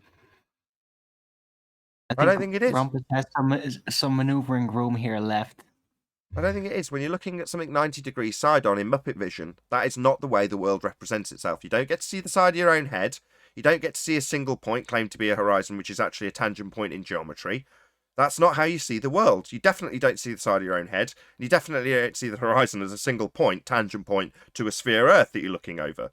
You just see a line across your vision. Well, that's not what they represent when you look at your own head. And a line from it to something in the right that hasn't changed its size with distance. Correct. Their world we don't experience. It's just that simple. And the 2 scenarios you've got to create in order to do that is one that's Muppet vision that doesn't have perspective and has tangents that can't be measured, moving horizons that we actually see to positions that aren't geometric in reality. And those 2 scenarios will never cross over because we don't live in a world in Muppet vision with Earth curve and tangent points as horizons. That's not the world we experience. It's just that simple. Well, that's why they have it that way, because we don't experience it. But Yeah. it's magic Earth curve that places itself 10 times further than where it should be. 10 times further where it should be as a point on the edge of a sphere in an Earth curve calculator. That's where it should be in their maths. and they're moving it based on where their maths says it should be. What we experience in reality has nothing to do with where the maths says something should or shouldn't be, especially when where it should or shouldn't be is on the right-hand side of the page with you comparing it to a photograph, and the picture that the maths has got your own head in it.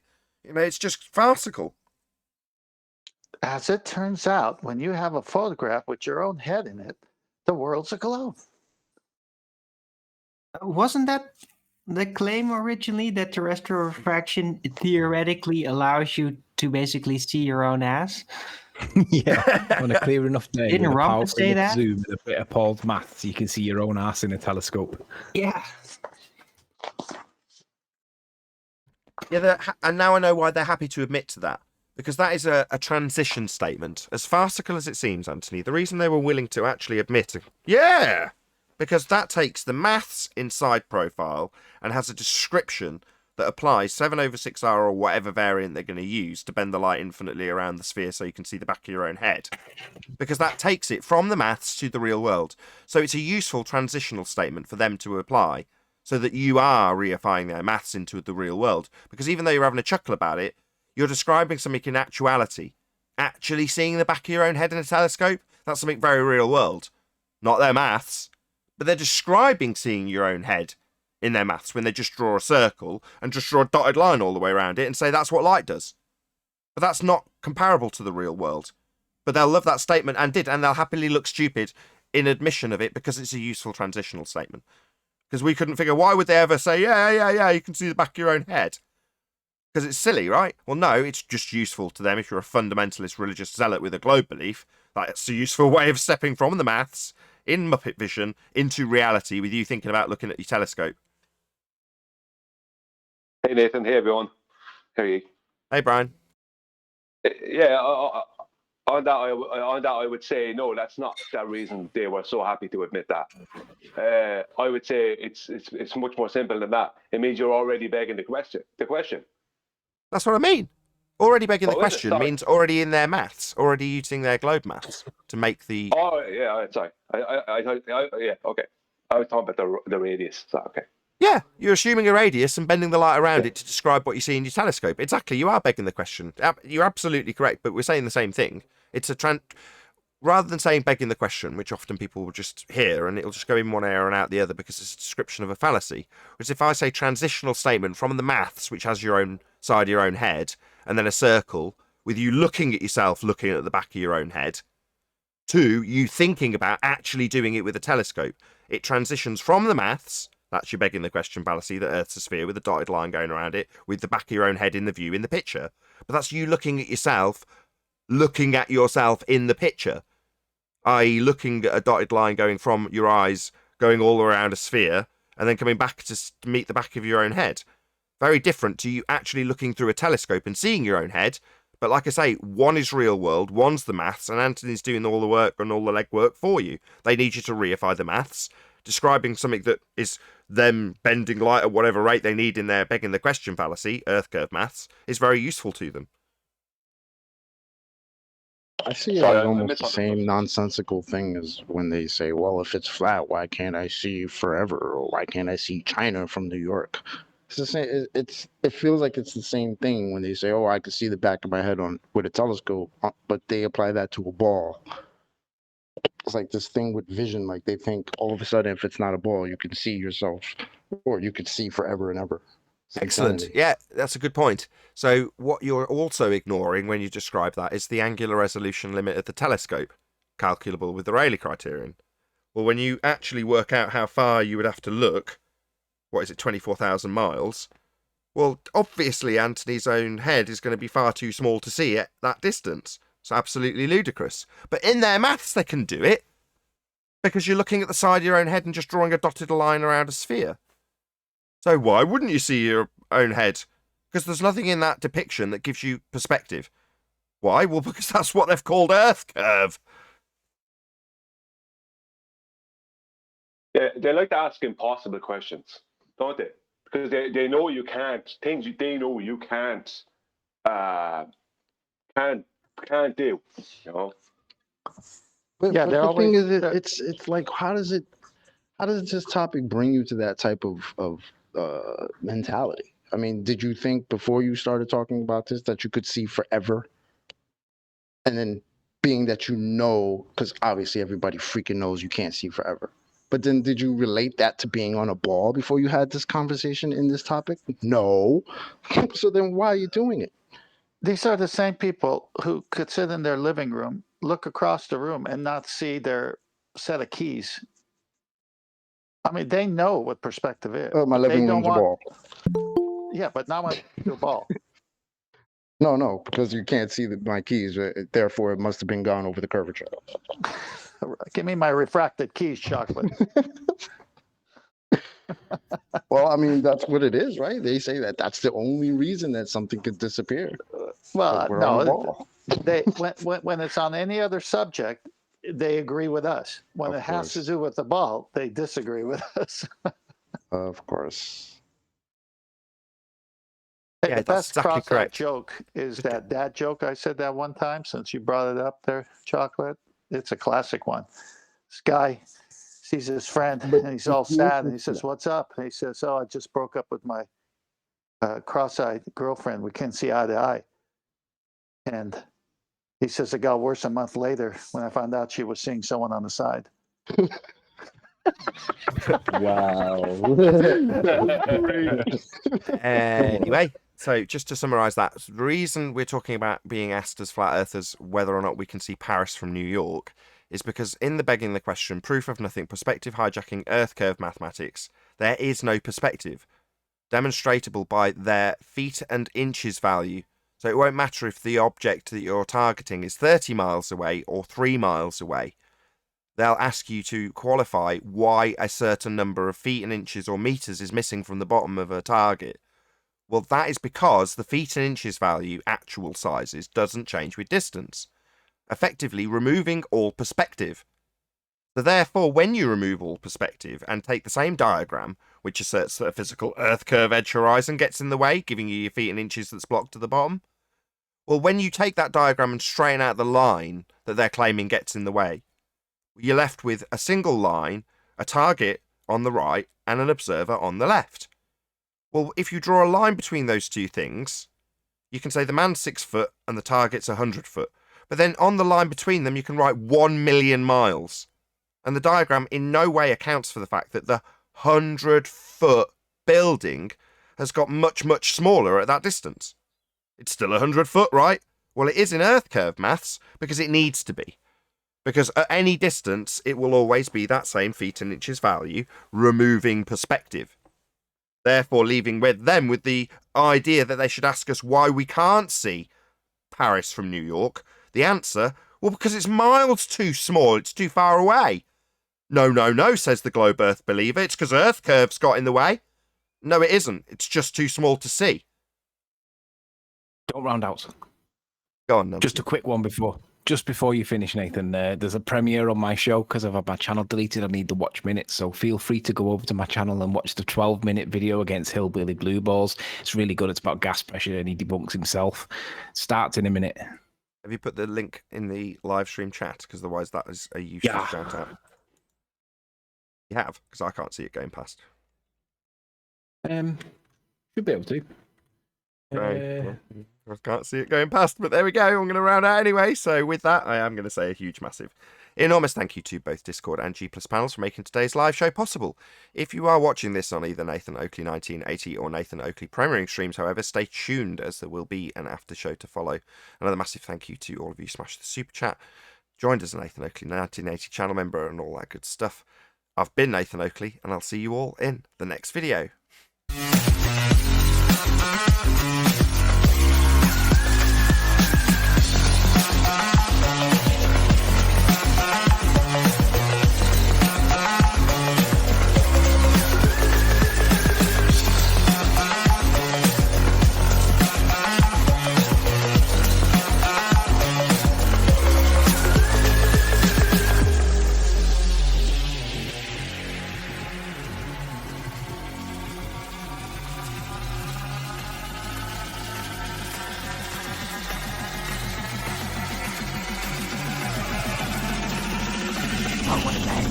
What a lovely day! Shout out to M for hitting the super chat just as the live show ended. Funny with that Muppet Vision shit, because we would talk about it all the time. And at some point, we were like, but we don't see like this. Like, why are we talking about an observation from a position nobody ever has in their observation? Why are we doing that? To remove perspective. Yeah. Oh, okay. I remember I used to do demonstrations of Miles Davis's observations and other people's observations, but a lot of them were his. And I used to do physical demonstrations where I literally recreated anything he showed. I literally recreated it on a flat surface, okay, as flat as a floor or a table could be.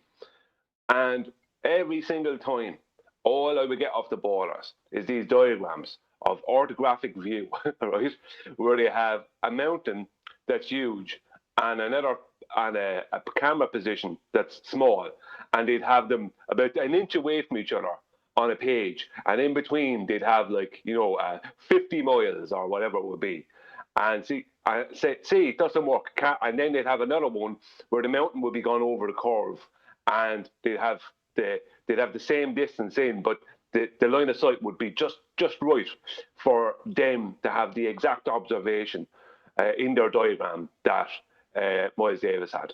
And they completely ignored every time that I was doing every bit of it on a flat plane. Every bit of it. But because they had diagrams in orthographic view.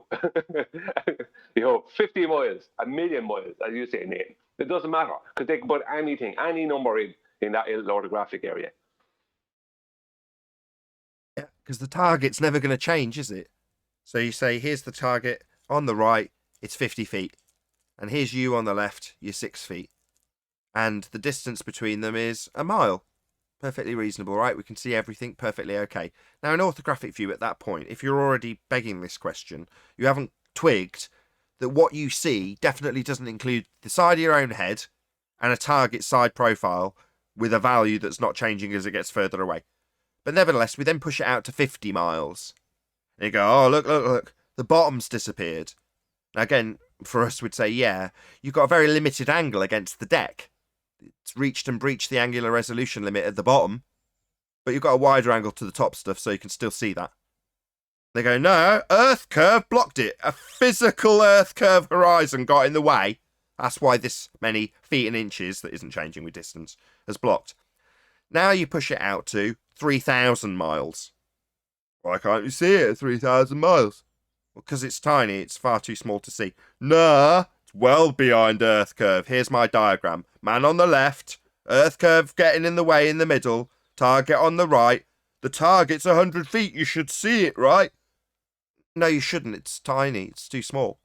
And I don't see the side of my own head when I look at things. But they'll just keep punting the same orthographic view to remove perspective, even to the point where eventually they'll ask you, why can't you see Paris from New York? Yeah, but Nathan, we never claimed the horizon to be Earth curve. Nobody claims the horizon is Earth curve. Oh, do you want to see my pictures of horizons? The title is This is Earth Curve. Of course. Hey, QE. Hey, John. Morning. It's amazing how that door swings both ways, huh? What door would that be? That door of the horizon. We see it. It's blocking. We don't see it.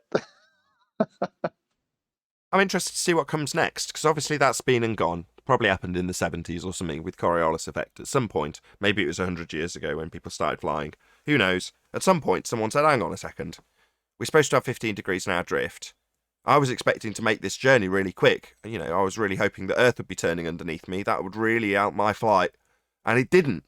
What gives? And then they've had to convolute it with hurricanes and various other parts of the story that don't make any sense with actual Coriolis deflection, while still having the High Priest assert Coriolis deflection. You've got to scramble those eggs as much as possible, right? Well, now we're in the same boat with horizons. The horizon's Earth curve, it's blocking things, according to them, and there's a feet and inches value ascribable to how much it's blocking them, right? Well, now they're telling us the horizon's not Earth curve. So how are they going to scramble the eggs going forward to make it as confusing as possible for people at trench level so that they can get a flat earther to say, no, the horizon is Earth curve, because that's what they need. They need us to be barking like we used to with Coriolis. No, Earth's turning underneath, we used to cry, to the point where Simon Dan gets so confused he thinks we're claiming it. Well, the problem they have with the horizon now is Black Swan is a dagger to the heart of their whole model, which is the R. There is no R. It's funny though, like that example, and I posted it again in War Room and Master B. When given that the globe math predicts that the horizon is way too far to be blocking anything, all of a sudden, yeah, angular resolution is a thing. No, let you talk, bro. they His they name is can't help Indio, themselves. unorthodox Indio. Oh, that was India? Yeah, that was Indio. Dude. Unorthodox Wait, and yes. Indio. Unorthodox and Indio. Yeah. So, how does a boat disappear in 500 feet when the globe model predicts the horizon is 2,600 feet away? So, what's blocking the boat if it's not at the horizon yet? I don't see anything blocking the boat. I see the resolution. I see the camera being unable to resolve the boat. Oh, Welcome to Flat Earth. Welcome to Flat Earth, my friend. Snacks to the Snacks to the back, back. bathrooms to the left, DJs taking requests, and smoke them if you got them. Welcome, unorthodox. Unorthodox. Doesn't disappear. It just You just snatched your own wig off. Unorthodox. Look, this video I just. Yep. Beautiful example of a blower snatching his own wig off. Exactly. Part of that was copyrighted. Hey. When they don't have when it's prior to the physical geometric sphere edge horizon limitations. So the black swan is it being beyond the limitations of physical geometry. And in this case, you've got the reverse of that. You've got something that's too close, but still has an angular resolution limit because you're looking at a boat, right? It's on the deck and you're presumably low to it, 500 feet or whatever he said it was. Well, at those distances, nothing should be disappearing. Well, unfortunately, perspective doesn't give a shit about an Earth curve edge claim that's hijacked itself. So perspective's still going to take place, even if it's prior to the assertion that the horizon's physical and going to block your view. So what do they say when it's blocking it prior to it? Well, it's optics. Oh, right, but when it reaches your side profile Muppet Vision representation of Earth curve edge, it'll be Earth curve that's caused it. But prior to that, it's optics. Yep. That was the same guy that came here and told us, hey, guys, the Black Swan, did you guys forget about optics? Yep. We didn't forget about our own argument, thanks. Nah, that was unorthodox, Numpty. That was the Black Swan fallacy that he was committing, charging us with. It's awesome. Yeah, that was hysterical too. That was unorthodox, wasn't it? Came in and claimed we were guilty of the Black Swan fallacy. Yep. Because it was called the Black Swan. He thought it was a fallacy. Unbelievable. It's just priceless how dumb he is. The latest claim I from the remember ballers. that.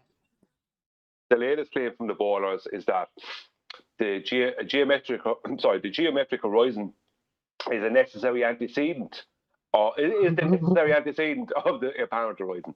Necessary. The That's what I told you. That they say it's projecting the geometric horizon exists. We don't see it, but it's, I don't know, somehow projecting itself up into the apparent horizon. That's where we're at. Yeah, I trimmed that out. Yeah, I trimmed that out from yesterday's show.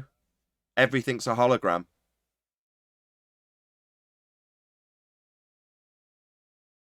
Who the hell said that? You trimmed that out of what? Yesterday's show we were discussing exactly this, and you know, I vividly remember finding this out. It stuck with me when it was explained to me. In terms of how they describe the world, right, you've got an arbitrary 7/6 of the radius value that they can't measure anymore being applied to what they call refraction. Well, that means that all lines are bent. I'm sure we're all very clear about that because that's their defense to the black swan, right? It's all refracted. Yep. Well, if all lines are bent, then nothing's where it's supposed to be. That's just, I can't put it any simpler. But when Chris Monk explained that to me, and the penny sunk in, it's like, hang on a second. So what you're saying is, I look out my window, and what I see over there isn't really there. No, it's not. It's in a slightly different location because the light's being bent around a presupposed spherical surface before it reaches your eye. Therefore, it's not where it's supposed to be. Therefore, it's a hologram. What? I couldn't quite believe my ears when I suddenly figured out what it means when they say, well, we've got standard refraction, meaning 7/6 of the radius value, meaning everything to every location ever is bent. There is no direct line of sight to anything ever. What? Yeah, there is. I just look at stuff and see it. No, not on a globe, you don't. Yeah, it's like them saying everything is refracted because we have an atmosphere. That's why we can't measure the geometric horizon because it's always refracted. Exactly. And What why does is it that always mean? refracted? Because we have an atmosphere. Exactly. Always refracted. Always 7/6 our terrestrial refraction. That's their refraction. Therefore, always bent lines to everything. Nothing's where it's supposed to be. That's what you've got to believe if you're on a sphere. Yep. Well, they basically make a triangle with the horizon we see, and then they have to believe that in reality, the bottom line of that triangle is a curved line. Do you know what I mean? They have a droppy triangle going on, don't they? Yeah. Pythagoras would be turning in his grave. Like they have to believe that the apparent horizon is only a product of the geometric horizon because it can't exist any other way. It has nothing to do with optics and the weather. It's purely a product of the geometric horizon, as there is absolutely no other way for it to be there. That's what they have to believe. My citation will be unorthodox, who just said he sees the boat not being able to be picked up by the resolution of the camera. So this My citation is unorthodox. This is Al-Biruni on screen, just in case Arwin's still around. So this is how he's deriving the physical tangent point by way of dip angle. That's A. That's the dip angle. Small a. Al-Biruni. What you've got beyond it. I just heard that. What did he say? Al-Biruni. Al-Biruni. I've just gone through. Yeah, I've just gone through most of it. By the way, that reminds me. Nathan, can you stay for a quick minute? I got a quick shop question for you. It's concerning exactly that, but just a minute. I promise. Okay. If it's about playing sound effects, I can't help you. Speak to Anthony. No, not sound effects. No. Hey, Nathan, go back to that second page of that American Association of Geographers, the radius of Earth effective. Okay. And mass the just before you effective do, radius. I just want to point out that their triangle is like an ice cream triangle, isn't it? The way it kind of melts away down. If you look at the screen, it's a melted triangle. It's like a Salvador Dali. That's who. Salvador Dali. Just sorry a second, Q. I haven't heard that name in a while. Just so I can talk about it. Aldon, just want to make it clear for the audience what Brian's talking about. So I've got my mouse moving over the curved edge bottom line, i.e. if they're making any measurement from point B in this diagram, there is no flat surface. They've only got a curved one. Well, that's what they can actually use if they're claiming the surface is actually curved. Now, Brian obviously knows this already, but they'll draw a tangent plane. So zenith would be A to B, and then the tangent plane, after assumption that that line's drawn to the centre of a presupposed spherical Earth, will give them a straight line here. Now, they're using the same principle, but they're calling it I can never remember the name of this bloody horizon. What do they call it? The imaginary horizon along the True horizon. Which one? It's the line along which A is situated, the top horizontal line. Oh yeah, that's the if A line, that's yeah, I think it's the astronomical. I think you might be right. Astronomical horizon, that's right. So an astronomical horizon is 90 degrees to your zenith. It's an imaginary horizon, 90 degrees to your zenith. And then the horizon that Al-Biruni sees is the actual line he's going to draw from C to A. And then the dip angle measurement is what he's going to take to give him actual trig to derive R. So that's how they do the dip angle measurement. Now, the most important part of that measurement is C. What is C? Well, the C is the bit that gives him the right angle. It's the physical geometric tangent point Earth curve edge horizon. C is Earth curve. Absolutely required to do geometry. That's their tangent point. Now, what Arwin said earlier on in the show is, if I put another point here, you can't see it on the diagram, it looks like there's a little cursor mark next to it, but if I put that on a sphere and just have a little point here that I'm going to call F, well, point here, F, that's got a curved line from A to F, isn't a tangent anymore, and that's what they're saying. And the way they get F would be to assert that we'll take this C that I've no longer got, derive R, and move it to a different location. It's like, well, you haven't got R anymore. Where the black swan debunks it. Go ahead. Nathan, may I add something here, Nathan? Yeah, I'll go after that. Thank you, Brian. All right, see where A on top of the sphere, and then B, the tangent point B, and then look at C with the tangent point under C. Those are two straight lines coming from the radius, the R value. They're not measuring from the mountaintop. They're measuring from the center of the Earth. This is the same principle of the sextant that I shared. The only way that they can get anything to work is for the sun's rays to come in parallel, which they don't, by the way. And they must take the measurement from the center of the Earth. It's cut off in the picture, but that's where the angle is created, where those two lines meet, where the rest of it's cut off, at the center of the Earth. So, but no one is taking measurements from the center of the Earth. This is a presupposition. So the only place on the sphere that you can get an angle is from the center radius. There's no other place you can get an angle. You can't get it from the surface because it's got a curved surface. But where is the sextant being used on the sphere? If we lived on the sphere, it's being used on the surface. So the sextant cannot work with a curved surface. So it's a trick here. He's actually showing you, we presuppose an Earth, we presuppose a radius of 3959, and that's where the geometric horizon has to be based on that 3959. And then the rest of it is just drawings. Yeah. Yeah. Sorry, Nathan, I'll go after you. I was just about to tag to you anyway, Brian. Go ahead. Okay, thanks. Two quick things. First, on what Tent was saying, yeah, they had to pre-assume the maths to use the maths. That's exactly basically what Tent is saying, because there's no other way to do it. They have to pre-assume the maths to use the maths to get the radius value that is already in the maths that they pre-assumed.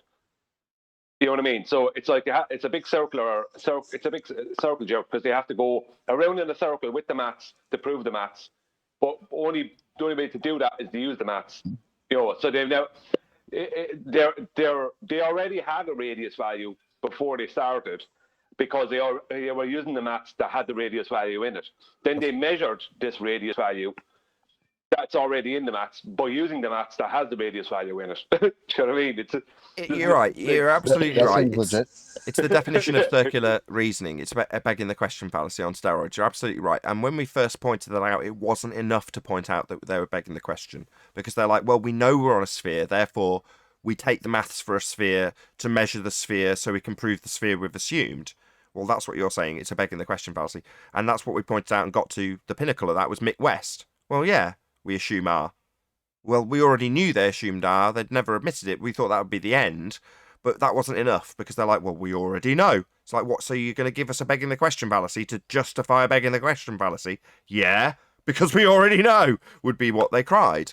So we had to take it further, or QE did take it further, by development of the Black Swan. You take this presupposition and force the limitations on the opponent. Okay, if we've got a radius, as you assert we must assume, then it's got limitations. And here they are on screen.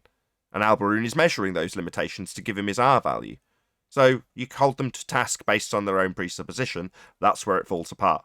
That's what Black Swan does. It doesn't only point out that they're assuming R in the first instance, it points out where they can't use it. It leaves them in a paradox. So they don't have an R. Well, that's the end of their assumption, because every single globe argument ever starts with the assumption of R. Yeah, Indeed. and just to make my original point that I was going to make, just for the audience, if they look at A, B, and C, okay, and look at the line between B and C, or C and B, right? The actual only proof that the starting proof, let's just say, that the Earth was a globe, is that is a triangle. Now, if the average person is out there listening to this, if they believe that a triangle has one curved line, then they can believe this. But if triangles have 3 straight lines, then this has to be wrong. That's what I wanted to say. It's very simple. That's exactly right. That would have been real shitty if Al-Biruni went out like the next day to measure this crap, and C was like 10 times further or 20 times closer than it usually would be, because it's an apparent position. Just a story. There might not even be an Al-Biruni. It makes no difference if there was or wasn't. It's just a story. And the way Brian has explained it is the way the story has come about. You've got this necessity, this value that must be employed, and then you figure a way of justifying it with a claim to be measurement, and a backstory that goes along it has got the strapline Al-Biruni's measurement. Well, it doesn't mean that he actually went up a mountain and did any of this crap. Even if he did, it probably wouldn't meet the criteria. If someone tried to replicate it, they'd probably find that it was off. Well, off? What do you mean off? This isn't real. It's back to Muppet vision. What have we got on screen? A is where Al-Biruni is. Does Al-Biruni see the side of his own head and the edge of a sphere? He went back and redid the test. You think he'll be honest with the calculations anyways? But the calculations don't exist, Don. What we've got, you can't see because you're in Discord, is a Muppet vision representation where we see the side of our own head. It doesn't matter who goes up this mountain and this view from this mountain to do this maths as done for Al-Biruni's calculation isn't achievable. It's Muppet vision. Yeah. And even then, all you got to realize is what the horizon is. And then you look at this and you're like, well, C could have been anywhere because it's a horizon. It's an apparent location. It's just not a physical one. And it's just a point. It's a single point in Muppet vision. Horizons aren't single points. Now, in geometry, you can have a tangent point to a sphere and it be a single point. But in reality, a horizon is crossing your periphery of view and you're not seeing your own head when you look at it. Nathan, can you go to that middle slide from the Association of American Geographers, the long one? Yeah, I've got it up now. Okay, go to the middle part where it says, the distance to the apparent horizon can be calculated using the same formula as is used for the distance to the geometric horizon. Now, I'm going to read that again. It's very good. The distance to the apparent horizon can be calculated using the same formula as is used for the distance to the geometric horizon if, in that formula, a larger value, the effective radius, is used for the radius of the Earth. You can't do that. You can't go and make a larger value for a radius. Well, it's compromised in the beginning because the geometric horizon is apparent. Yes, the geometric horizon for their maths, if you're standing on a sphere, the geometric horizon at point C in Muppet Vision on screen now is apparent. That means you see it. And by definition, that's what it is defined as, a visible location. So therefore, if we're on a sphere, we see a geometric horizon. That is what would happen. That's what Earth curve maths are, by the way. That's precisely what they're claiming. That's what this diagram is. This has come from them. That's what they're claiming. It's just a shame that the horizon we see isn't physical, isn't geometric, isn't blocking boats and buildings, and isn't represented in Muppet Vision. But their horizon is definitely a single point tangent. And that's what we would have if Earth was a sphere. It would be a point that blocked things in the distance, as claimed by them. Apparent in this situation, in this context, does not mean it's seen. Apparent means not actually. But all horizons are apparent by definition. Therefore, because they have a geometric horizon, picture yourself physically stood on a very large beach ball. Well, the edge beyond which you can see on that 100-foot beach ball is a geometric horizon, which you could qualify in the view on screen. But it would be a geometric limitation to your view. And that's what you'd have, and is claimed in Earth curve maths. That's what you'd have. You'd have a geometric horizon if we were on a sphere. It's just that simple. It's that simple. So no necessary antecedent. Exactly what you said, QE, is when the Black Swan came on the scene and the horizon was behind the last oil rig at 9.41 miles, and it's considerably, behind it. Then the Earth's radius would take us this even bigger than Jupiter, if you were to apply their logic. I'm just saying apparent in this context is just like an apparent deflection. Apparent meaning not actually. So the horizon is always apparent for two reasons. What are those reasons? Well, one is because you can never go there. It's not a physical location. Right. The Earth never actually meets the Earth or sky. Number one. Number two? Changes by the weather. Nope. Can't get there. Changes by your height. Right. Two reasons. So this is a good time to do this. Right? It's apparent for two reasons. Number one, the Earth never actually meets the sky or ground. And number two, it varies upon the observer's height. That's why it's apparent. It'll always be apparent. So when they say they make the distinction between apparent and geometric, they're on shrooms. Thanks. Well, they're on shrooms when they say it's a necessary antecedent for the apparent horizon. Oh, when it's actually that is shroom induced. Yeah. Tell me about it. Yeah, we only have one horizon. Their horizon is geometric. It's just that simple. Well, the only way to get the calculation that they got is to use the very mathematics that give you that exact calculation, right? So the way to get that radius value is to use the mathematics that already have that radius value in it. And then the only way for that to be actualized in reality is for all horizons that you view in accordance with your elevation, all horizons that you view after that must adhere to that exact geometry. And if that doesn't happen, then the Earth is not a globe with a radius of 3959 miles. Or, to put it another way, if the Earth was a sphere radius 3959, then every distance to horizon can be no more than 1.2 times the square root of the observer's height in feet, and if the distance to horizon is beyond those geometric limitations of a sphere, then the Earth is not a sphere.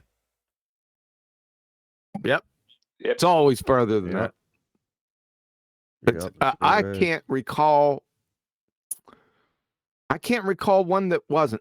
Every horizon that I've seen has always been further than that, unless there's a fog bank. Right. Yeah, the geometric limitations are actually very, very small. If we were on a sphere, it would be pretty obvious pretty quickly. It would be obviously an observably sphere-shaped, especially at radius 3959, because that's small. Yep. Little baby ball. So cute. Yeah. I want to take a quick shout out to Skyfree, man. You guys do amazing test work and observations with the little boats and everything. Just want to say that. Yeah, that's the one that got unorthodox. that was I'd that like one. to say something real quick if I get a chance, because I'm in the middle of work. So I only got a couple of seconds. I don't want to hear the mushy nonsense because it is mushy, but I want to thank Huey because I learned a lot from him, Nathan Oakley, because I didn't know anything until I came to Flat Earth. So thanks a lot, guys. Oh, yeah, definitely shout out to QE and Nathan Oakley. Definitely shout out to them. You don't have to blow smoke up our asses. Who's the guy that you said made the boat observation that was on the discussion with Mickey and various others that we played earlier from Chocolate? Who was that? Sky Free, I think was the name. No, he's asking for the guy. It was Indio. Oh, that was Indio that made that. Oh, I got the. No. The actual video that India was using for the argument was made by the guy Don Gio just mentioned. Oh, Sky Free. Yeah, but India was the one that was talking. Yeah. Yeah, I it's thought one of that's them. what Nathan was asking. You've got to have. It's a bit of both, isn't it? Without the observation, without the black swan in the first instance to trigger all those thoughts, and have Ben describing a giant sphere with the radius value calculated with Al-Biruni's trig. Well, without him doing that, you wouldn't end up of utilising that particular image. In other words, if BLMSB 69 hadn't gone out and done it, there'd be no black swan. It does start there. And the same thing applies with the argument that Indio had. In other words, you've got to have somebody out there, boots on the ground, taking their, pictures with their P900, basically, to then say, how do you explain this? I.e. real-world observations. So my shout-out, as much as I'm getting blown smoke up my ass, is to all the people actually with boots on the ground, because I'm not one of them, right? Now, the stuff comes my way. I don't even have to ask for it. It's fantastic. And it's because of all those people. So my shout-out goes to them for all the hard work, the people out at dusk and dawn and getting cold feet and getting their soggy shoes and putting their tripods in the water and all that. My shout-outs for them, for certain. And that guy you've mentioned, whose name I still haven't caught, even though it's been said 3 times, my shout-outs to you, my friend.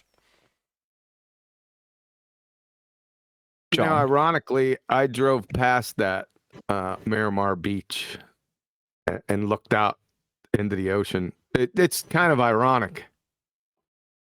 Kind of funny. Kind of creepy a little bit, but funny. John, did you catch that guy's video on Scientific Method? I know you put a comment on it and he deleted it, but did you watch it? Yeah, it was an absolute train wreck of a dumpster fire. From the beginning, I think the first sentence or two was a belly laughing. It was belly laugher.